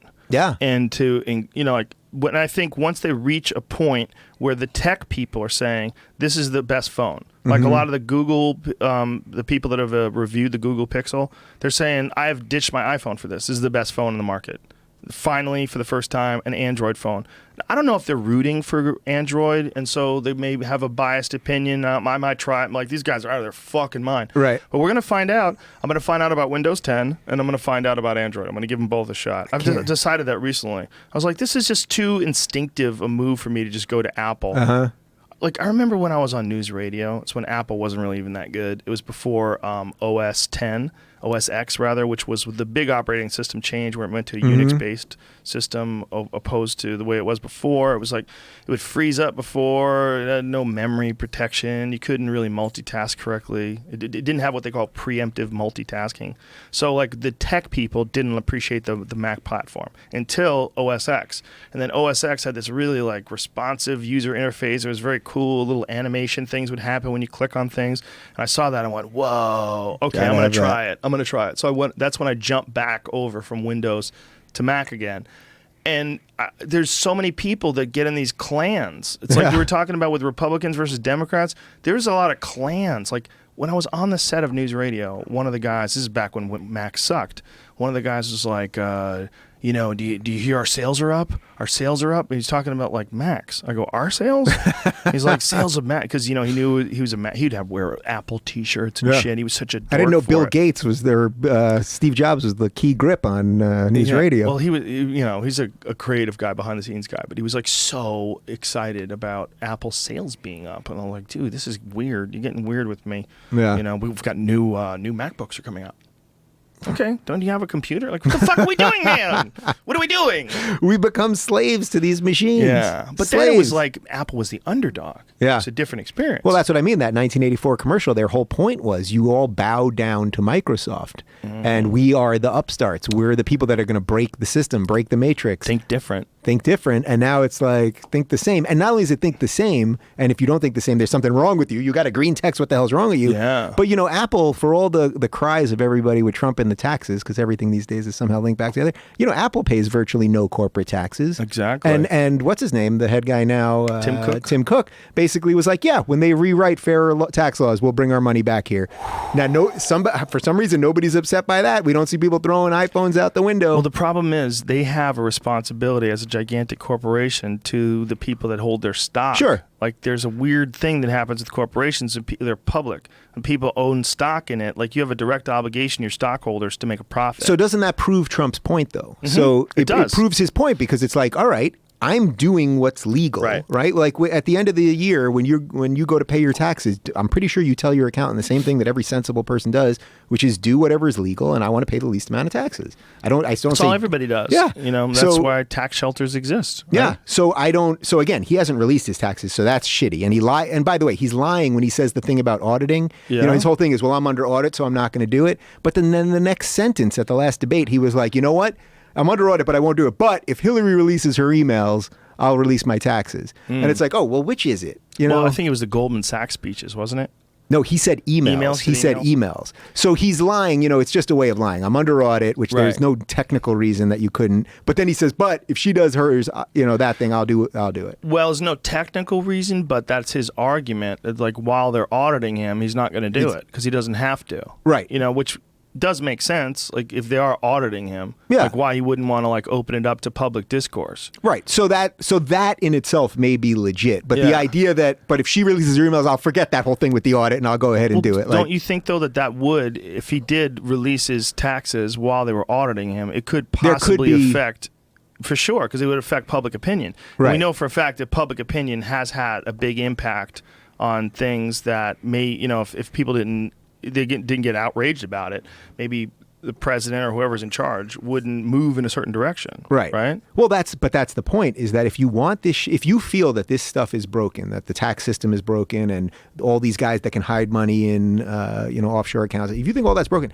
don't be upset at the businessman who used it. Now, that doesn't mean what he was doing was ethical or whatever. Maybe it was, maybe it wasn't. That's a different conversation. But you have to be upset at the people who put the laws in place that allow this to happen. Any businessman just uses the system as it exists. So when all these people are like, well, Trump makes his ties in Mexico. Yeah, he's a smart businessman in that regard. He uses cheap Mexican labor. If you're upset that is the reality, then be upset at the people who set up those trade deals. But isn't the issue really not that he does his stuff in Mexico? The issue is that he does it in Mexico, but he only pays people a tiny amount of money. So sure. If somebody opened up a plant in Mexico and paid people American wages, there would be no incentive whatsoever to go to Mexico. We should have laws as human beings in what we allow, and not just in America. You can't just say you go past this line. There's a rock over there. Once you pass that rock, you can pay them 7 cents an hour. But over here, we got $11, you fuck. Right. All right? You're on Team America, World Police. Yeah. So I'm not defending the ethics of his business practices. I'm just saying as you said, they're beholden to their stock shares and their holders and all that stuff.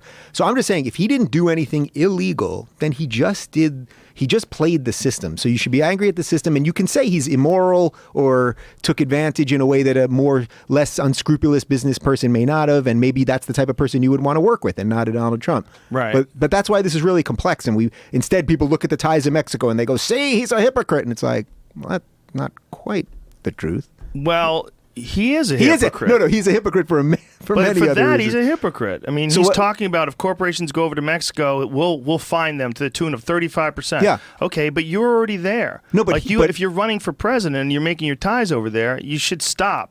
Like, because you're saying there's something wrong with a company taking their stuff and moving over there and profiting from it and taking jobs out of America. If you do it, I've already done it. Okay, I'm doing it right now. But if you do it, I'm going to fine you. So that's at least. So you're making a distinction there that in the course of this, he could have said, I'm not going to do it anymore to show you that I'm going to be moral or whatever you want to call it, ethical or whatever. I will stop. But isn't the ethical, moral way to do it to just pay them more?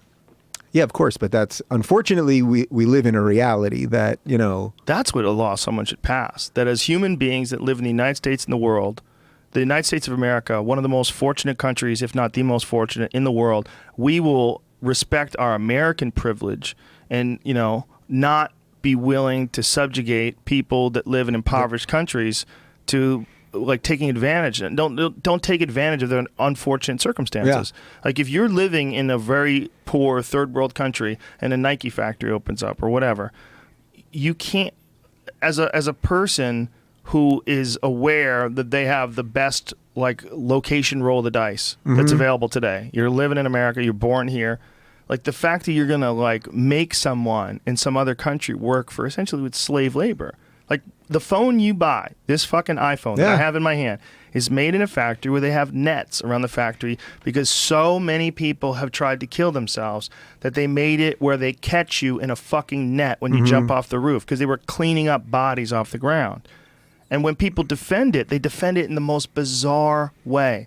The defense is, yeah, but the percentage of people that commit suicide at those factories is very similar to the percentage of people that commit suicide in the culture. Right. Yeah, but they live at the factory. factory. They live at the factory. They're making no fucking money, and they live at the factory, and they're jumping off the roof. You can't defend that. No. So then, what do you make of our sort of fake moralizing with this, where you are fully acknowledging we both have this thing, we both paid a lot of money for it, we acknowledge we have the intellectual knowledge of what you just said, that they do some shady things, and yet at the same time, all these people that are doing the exact same thing with us that have this phone will go berserk over the ties. So we pick, and that goes to the sides. Everyone's picking a side. So they're just going after this guy. They're going after this guy, and there's validity to what they're saying, even though they have a phone that was built by slaves. There's still validity in what they're saying, and not only that. I had Shane Smith from Vice on one day, and we were talking about the coltan that they had to take out of the ground in the Congo, and how the way they were getting a lot of the elements that they use in cell phones to fucking complete slave labor and child labor. I mean, it's scary stuff when you get down to the nitty gritty of how things are manufactured and constructed in order for us to get them at a reasonable price. Well, and it's just really spooky that we're willing to do that. It's just we just synced up there. That was wild. It's just the unintended consequences of wanting things. It's also the unintended consequences of having this business model of unlimited growth. Yeah, and that what we're talking about Trump having a sort of responsibility to his shareholders, just like Apple having a responsibility to their shareholders, like. This thing of unlimited growth places morality at the end of the list of motivations for what you're doing. And there's a thing called diffusion of responsibility that takes place when you have a gigantic group of people. They call themselves a corporation. You're just a little piece of that corporation. It's not like Dave Rubin's out there making people work for 13 cents an hour. No, it's Microsoft or it's Hitachi or fill in the blank. I don't know if those companies do bad things, but whatever company it is, Apple. It's paying people ridiculously low wages. I mean, that is what it is. It's the corporation becomes this entity that needs zeros and ones, and you have to figure out a way to get them. And can you get them by taking these people that have worked for us for 20 years and just fucking casting them out? Can you do that? Yeah, but they're good. They do a good job. Fuck them. How about you cut them off and you make asshole face to the right, work 4 extra hours a day? Right. So then you think of all the executives and all the mid-level people that they've got up in Cupertino making absurd amount of money. I'm not just talking about the shareholders who cashed in. I'm talking about all those Silicon Valley guys making absurd amount of money. I don't begrudge any of them any of that money. But imagine if all of them who could live incredibly well on 10% of what they have and funneled some of that money to the same people making their shit. I'm not a socialist, so I'm not even saying this would be the right thing to do in any way. But those people all walk around with a pretty clean conscience. Yeah. While they have, the fancy, they probably all have Teslas and all that shit. And the people that are literally making the shit, not just the ones coming up with the ideas in Cupertino, because they always say, thought of in Cupertino, but meanwhile they don't say made in China with the net. It is interesting how we really distinguish very clearly the difference between the person who has the idea and the person who puts the idea together with their fingers. Yeah. That's not nearly as valuable. But without that person putting it together, never gets done. The manufacturing process does not just include the people that buy the machines. It includes the people that work for the people that buy the machines. But the people that buy the machines get so much more money than the people that work for them. And then the people that design the plans and give them to the people that buy the machines, they get even more money. Yeah. They get the most money. The people who design the idea is most important. And I don't know if that's because of the nature of the thing that it's set up that way, because those are the people at the very top are the ones that are going to expand this weird thing that we're doing, expand this technological sort of progression, that is this ongoing wave of improvement and innovation that we demand. We demand new, better versions. We not an iPhone 7's a piece of shit. When's the 8 come out? Dude, the 8's going to have HD reality built in. Yeah. And are any of us, the question really at the end of the day is, are any of us happier? Are any of us more functional? Are any of us more... Exactly. Yeah. What have we done here? What have we done? If they were to gauge happiness of the average person who had the exact same physical attributes as you, that grew up in the same town you grew up in 1950 versus right now, is there any quantifiable difference? And I would guess that basically it's no. That doesn't mean this thing has done incredible things, because Tahrir Square, all the revolutions that haven't really worked out the way they were supposed to, but it connected people all over the world. Yeah. And that's pretty awesome. So it does, of course it does great stuff. But like in terms of what are we actually chasing constantly, as you said, there's no end because once it's always profit, well, we get new. Yeah. So you're not chasing happiness. You're not chasing fulfillment. You're not chasing, whatever the end game of the human experience is. You're just chasing something. I don't think it's for humans. I think it's for the next thing. I think we're setting it up for the next thing. We're the little workers that are building the shop for the machine overlords. Oh man, we're the guys with the nets? Yeah, we're the guys with the nets. We just don't think we are. Our thirst for technology is probably connected in some way to this thing wanting to emerge. And that as we become more and more materialistic and interested in the latest and greatest, we fuel this innovation. And we're a part of it, whether we like it or know it or not. Yeah. And that's why, like, as a human being, it's very frustrating and confusing when you're addicted to technology, when you're caught up in it and locked away in it. And for me, I find that the only way I stay happy is by being involved in very physical things. Mm-hmm. And I think that's one of the reasons why record numbers of people are depressed today. I think they're not fulfilling their human requirements, their biological human requirements. For me, exercise is gigantic. Meditation is also gigantic, which I also consider a very physical thing because it's a focused concentration internally versus on whatever bullshit is on my fucking Twitter feed or whatever Facebook feed or dealing with some nonsense about a job you don't really give a fuck about. Instead of that, I'm focusing on things that are important to me, like the management of the actual mind itself. Mm-hmm. I think putting yourself in competition scenarios, putting in things where you have to perform under pressure, that's one of the reasons why people get so addicted to jiu-jitsu, because then it's like this high-level problem-solving thing that you're doing all the time, and it makes regular life seem so much more easy to manage. Mm-hmm. And regular dilemmas are nothing compared to a fucking 190-pound man who's built like a gorilla on your back trying to choke you to sleep. That reminds me of the gym in West Hollywood, actually. You see what I did there? Dave Rubin, ladies and gentlemen. But I think, regardless, it's happening. Yeah. It's happening to us regardless. The technology, my nonsense and talking to you about switching to Windows 10 and a fucking Google phone, this is bullshit, stupid. It's not going to fix anything. And I'm not trying to. I'm not claiming to. Not claiming that I ever possibly could or have the influence. But what I'm saying is you as a human being have an obligation to yourself to extract that happy juice out of your body in a positive way. And I don't think we're designed to sit at desks. I don't think we're designed for fluorescent lights. I don't think we're designed for movies. And all those things are great. Mm-hmm. All those things are great. But you got to manage the amount of exposure you have to that shit. You have to manage the amount of exposure you have to fictional narratives. You have to manage the kind of exposure you have to electronic influence. You have to manage just like you have to manage the type of people that are in your life. You're around people that are complaining all the time. If you're just around people that are just whining, like, oh my God, another day. I'm sure you didn't see the movie, but there's this kid's movie about Inside Out, and it's about like this girl's brain. It's a little kid's movie. I saw it with my daughters, but it's a little kid's movie about like this girl has like these characters in her brain. One of them's anger, and Louis Black plays anger, which is fucking awesome. Yeah. And another one is sadness, and sadness is like, whoa, everything's so sad. And everything sadness touches becomes sadness, like everything turns blue. It's kind of an interesting movie because it's funny, it's entertaining, but it's kind of, there's a lesson to be learned for children that like you can marinate in those fucking thoughts. You can allow those thoughts to influence and touch all these different aspects of your life, or you can figure out how to stop them. Like understand what they are. These thoughts, or it's almost like a living thing, like a life force. And that living thing can grow if you feed it. But if you don't feed it, you push it aside and you feed the positive thing, you can manage that little fucker. Yeah. It might not ever go away because you're not living in a movie.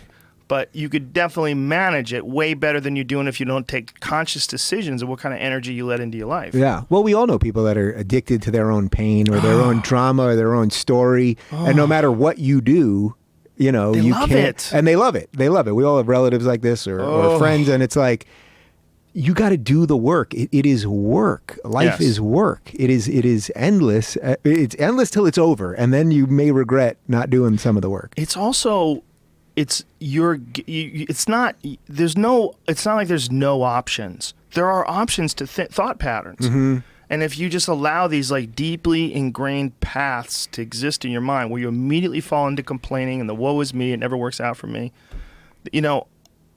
Someone sent me a text the other day comparing two people It was the same thing happened. Two people were at the same event, and one person had this horrific, like, oh my God, this is terrible. This is the worst. It's such a waste of my time. And the other person was, well, it hasn't been good yet, but hey, there's still time! Exclamation point, smiley face. I'm like, this is a perfect example of the difference between two different people in the exact same experience having two different patterns that they allow their brain to go down. Now, what if you find out that guy's on Zoloft?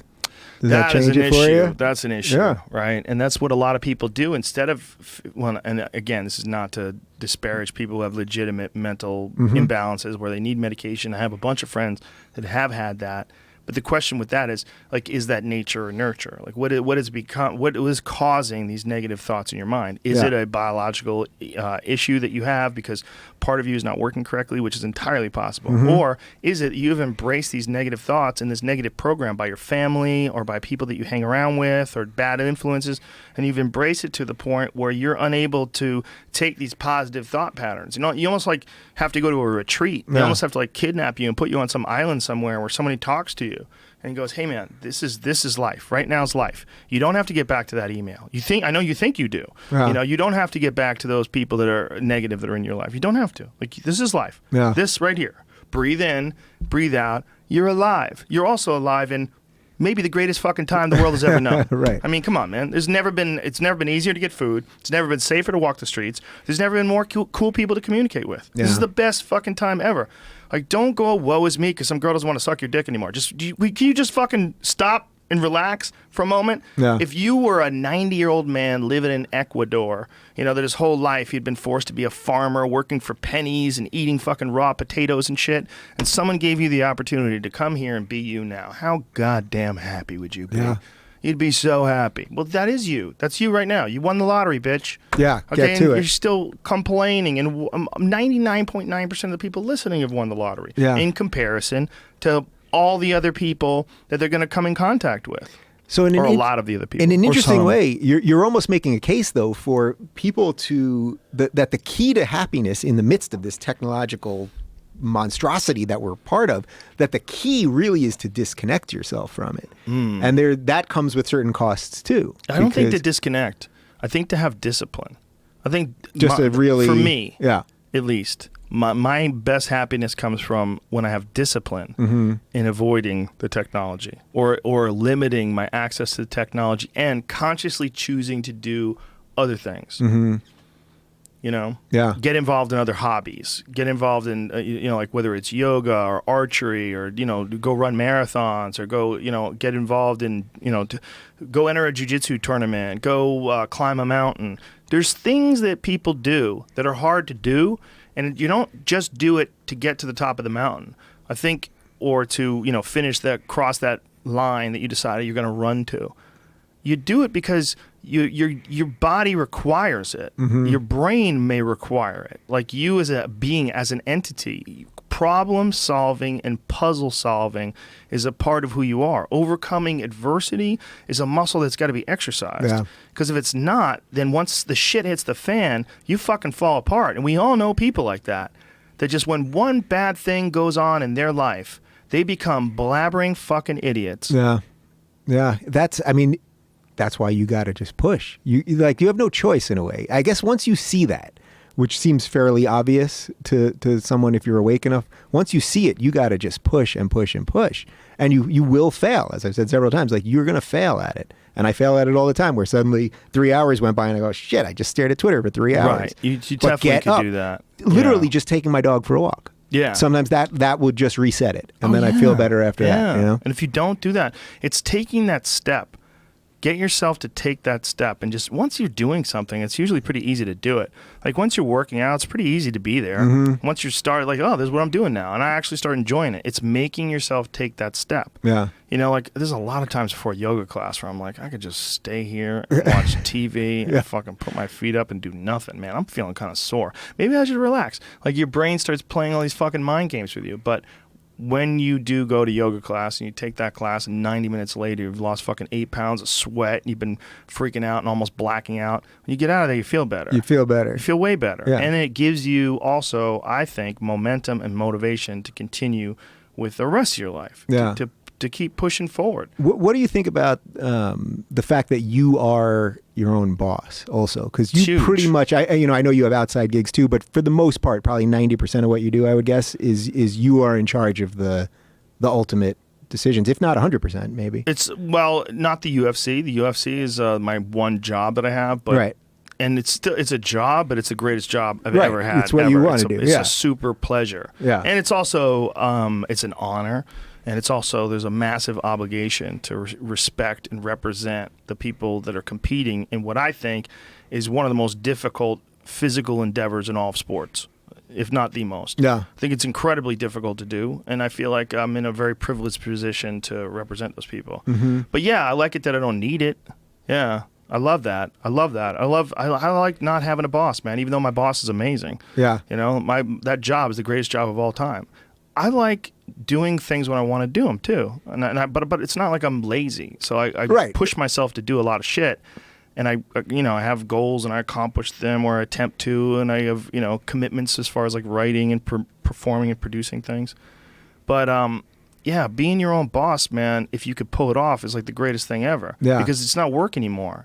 It's like you're working for yourself, but you're doing things instead of working. Like you're not punching in. I mean, I went independent in June, so I'm not even 6 months out of that. And not only was it the smartest business decision I ever made, which partly was because I saw guys like you and Corolla and a couple other guys I was like, wait a minute, they built great brands, they have their fans, and they're doing it. I was like, oh, there's actual template for this. If I built my audience correctly, and I just took the risk and said, let's see what happens. And we launched this Patreon campaign, which is where fans can donate per month whatever they want. So you do like $2, you get a newsletter.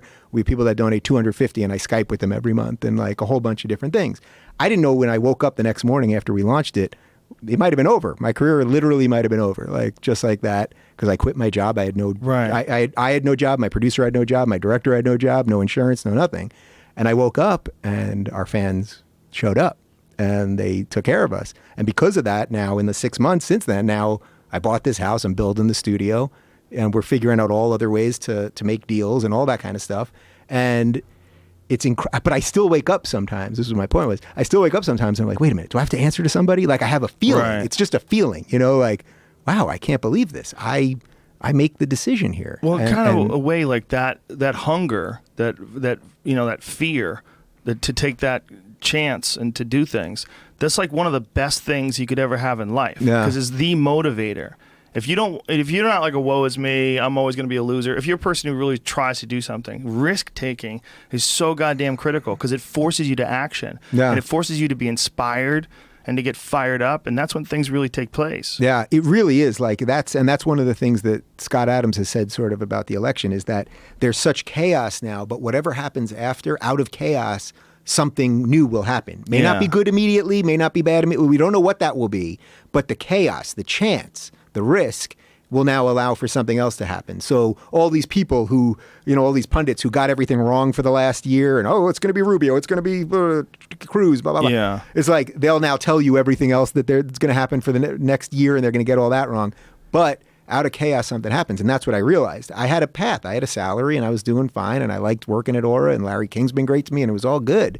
But I just had this feeling of like, I got to try this. And it worked. I'd be in a very different position if it didn't work, Yeah, you don't want to be that guy who just wishes they took that chance and you're still working for some company and they still treat you like shit. I mean, because, that's, in that sense, you're the person making the phones. You're not the person with the idea. Yeah. And the person with the idea, especially if you're a smart guy like you are, you do yourself a disservice if you don't express yourself completely, fully, and without any reserve or any reservations. And when you're working for someone, you always have a reservation. You're always worried, man. You're always like biting your tongue or flavoring your words, or they come into your office and go, Dave, you've been really hard on Clinton. I think it's really important. Right. Mike, the producer he's got hashtag I'm with her on his Twitter account, and we just wanted you to just think about doing that. Like, criticize her if you choose to, but be balanced. Yeah, be balanced. Okay? You're being real. Like you're being silly, but you're also being real because that is the real shit that's going on there. Hashtag I'm with her. Yeah. You got to have the hashtag. Jeanette, the president of the company, is going to come down and talk to you about a lot of the things you said. I don't necessarily disagree. Yeah. Have been kind of misogynist, and maybe just a little bit unsupportive of women's issues. And this company is very progressive, and we really feel strongly that that's the kind of shit that you don't get We're to be very Dave progressive, Rubin. So you should think exactly like we do. You have to be Dave Rubin with a mortgage who's worried about losing his job. And that's not good for business. It's not good for thinking. It's not good for humans. It's not good for the business of culture. And I don't mean business, but the endeavor of culture. The endeavor of culture requires like some sort of an open discourse. And that includes shit like WikiLeaks, okay? That's a part of the open discourse. When you tell someone like Chelsea Manning that they can't let anybody know about this horrific shit that's going on that is illegal, you've set up this sort of a system where you're stopping data from going through. You're stopping people from communicating, and you're going to ultimately stop people from expressing their opinions on what was communicated, which is going to stop progress. What are you, a Russian hacker? You have sympathy for this shit? Must be. I'm just a pot-smoking hippie with no hair. All of us are just fucking people, Dave Rubin. Yeah. And I think that's one of the things that's going to come out when the dust settles and we pick a new king or queen. We're going to figure out. What do you think is going to happen now that we've been talking Clinton's this long? going to win, and everyone's going to hate her, and it's going to be record number of people that are intolerant and say crazy shit, and and we're going to have to all figure out a way to get along. Do you see any situation where we wake up, or tomorrow night, that Trump's president? 100%. Yeah, I do. I don't think it's going to happen. I think most likely Hillary's going to win, but I absolutely could see just some giant fuck up where the mass media has been lied to by polls and by public opinion. And I don't think necessarily polls are very accurate anymore, because I don't think people choose to take polls very often. They mostly call landlines. When's the last time you had a landline? Exactamundo. Yeah. I had a joke about that in my last special. Like maybe you're dealing with 1%. Like the problem with polls is the people who answer polls. Yeah, that's the problem. Right. Have you ever been polled ever? Never. Yeah, exactly. So it's a weird thing that we're doing here, where we're basing that on polls. Exit polls are different. It's a little bit different, but that was way off with Al Gore, right? Yeah. I mean, they predicted Al Gore to be. Apparently, he was like the popular winner, right? Wasn't he won the popular vote. Yeah. Why doesn't he run? What the fuck's going on? I'm not a huge Al. I know it's very cool to say you like Al Gore. I'm not an Al Gore guy. How dare you? I feel you know what Al Gore did. He created current television, right? And then that then eventually when it was a failure as a network, it was purging money, right? And then he had a choice. He had a couple offers on the table. Could have sold it to Glenn Beck, but I guess he doesn't like Glenn Beck politics. That's fine. He sold it to Al Jazeera, which is owned by the government of Qatar, that puts out more fossil fuel, oil, garbage, the same stuff that he rails against all day long, and he sold him that. So he basically did the producers. He used all of his connections and money as vice president to get a network on the air, because it's incredibly hard to get into the cable system. So he used all his leverage to get there, created a failure, and he walked away, I think, with $500 million. And it was all funded sold it to Qatar. And it was in many ways funded by his humanitarian campaign to alert the world of the dangers of global warming. Yeah. That was what gave him credibility. So that's a Cosby situation right there. It's a Cosby, you'll see. And on that note, we're going to wrap it up with that. Dave Rubin, that was just 3.5 hours. Holy shit. Yeah. I honestly had no idea. When I'm on stage or when I'm doing my show, I have no sense of time. Well, don't do 3.5 hour shows, man. People get pissed. They look at their watch. What's the longest one? Dude? Was it Sam 4 hours? What's your longest one? Oh, I don't know, man. 5.5 for Fight Companions. Shit. Yeah. We've done some long fucking podcasts in here. I can't shut the fuck up. Good job for me. Listen, I am now going to publicly. You've already agreed to do it, but I'm publicly. You got to come on my show. I'll do it. I know you will, but now I'll do it. A little guilt at the end. We've had a nice rapport here. It has been a great conversation. Yeah, Thank you very much, pleasure, sir. man. Yeah, and how absolutely. do people get your podcast? Where can they go? YouTube.com/Rubin Report, RubinReport.com. Rubin Report on Twitter. We're on the iTunes. It's my branding guy's pretty good. It's all there. Rubin Report, you motherfuckers. Respect. All right, we'll see you soon. Bye. Thanks, brother. Thank you. That was good, dude.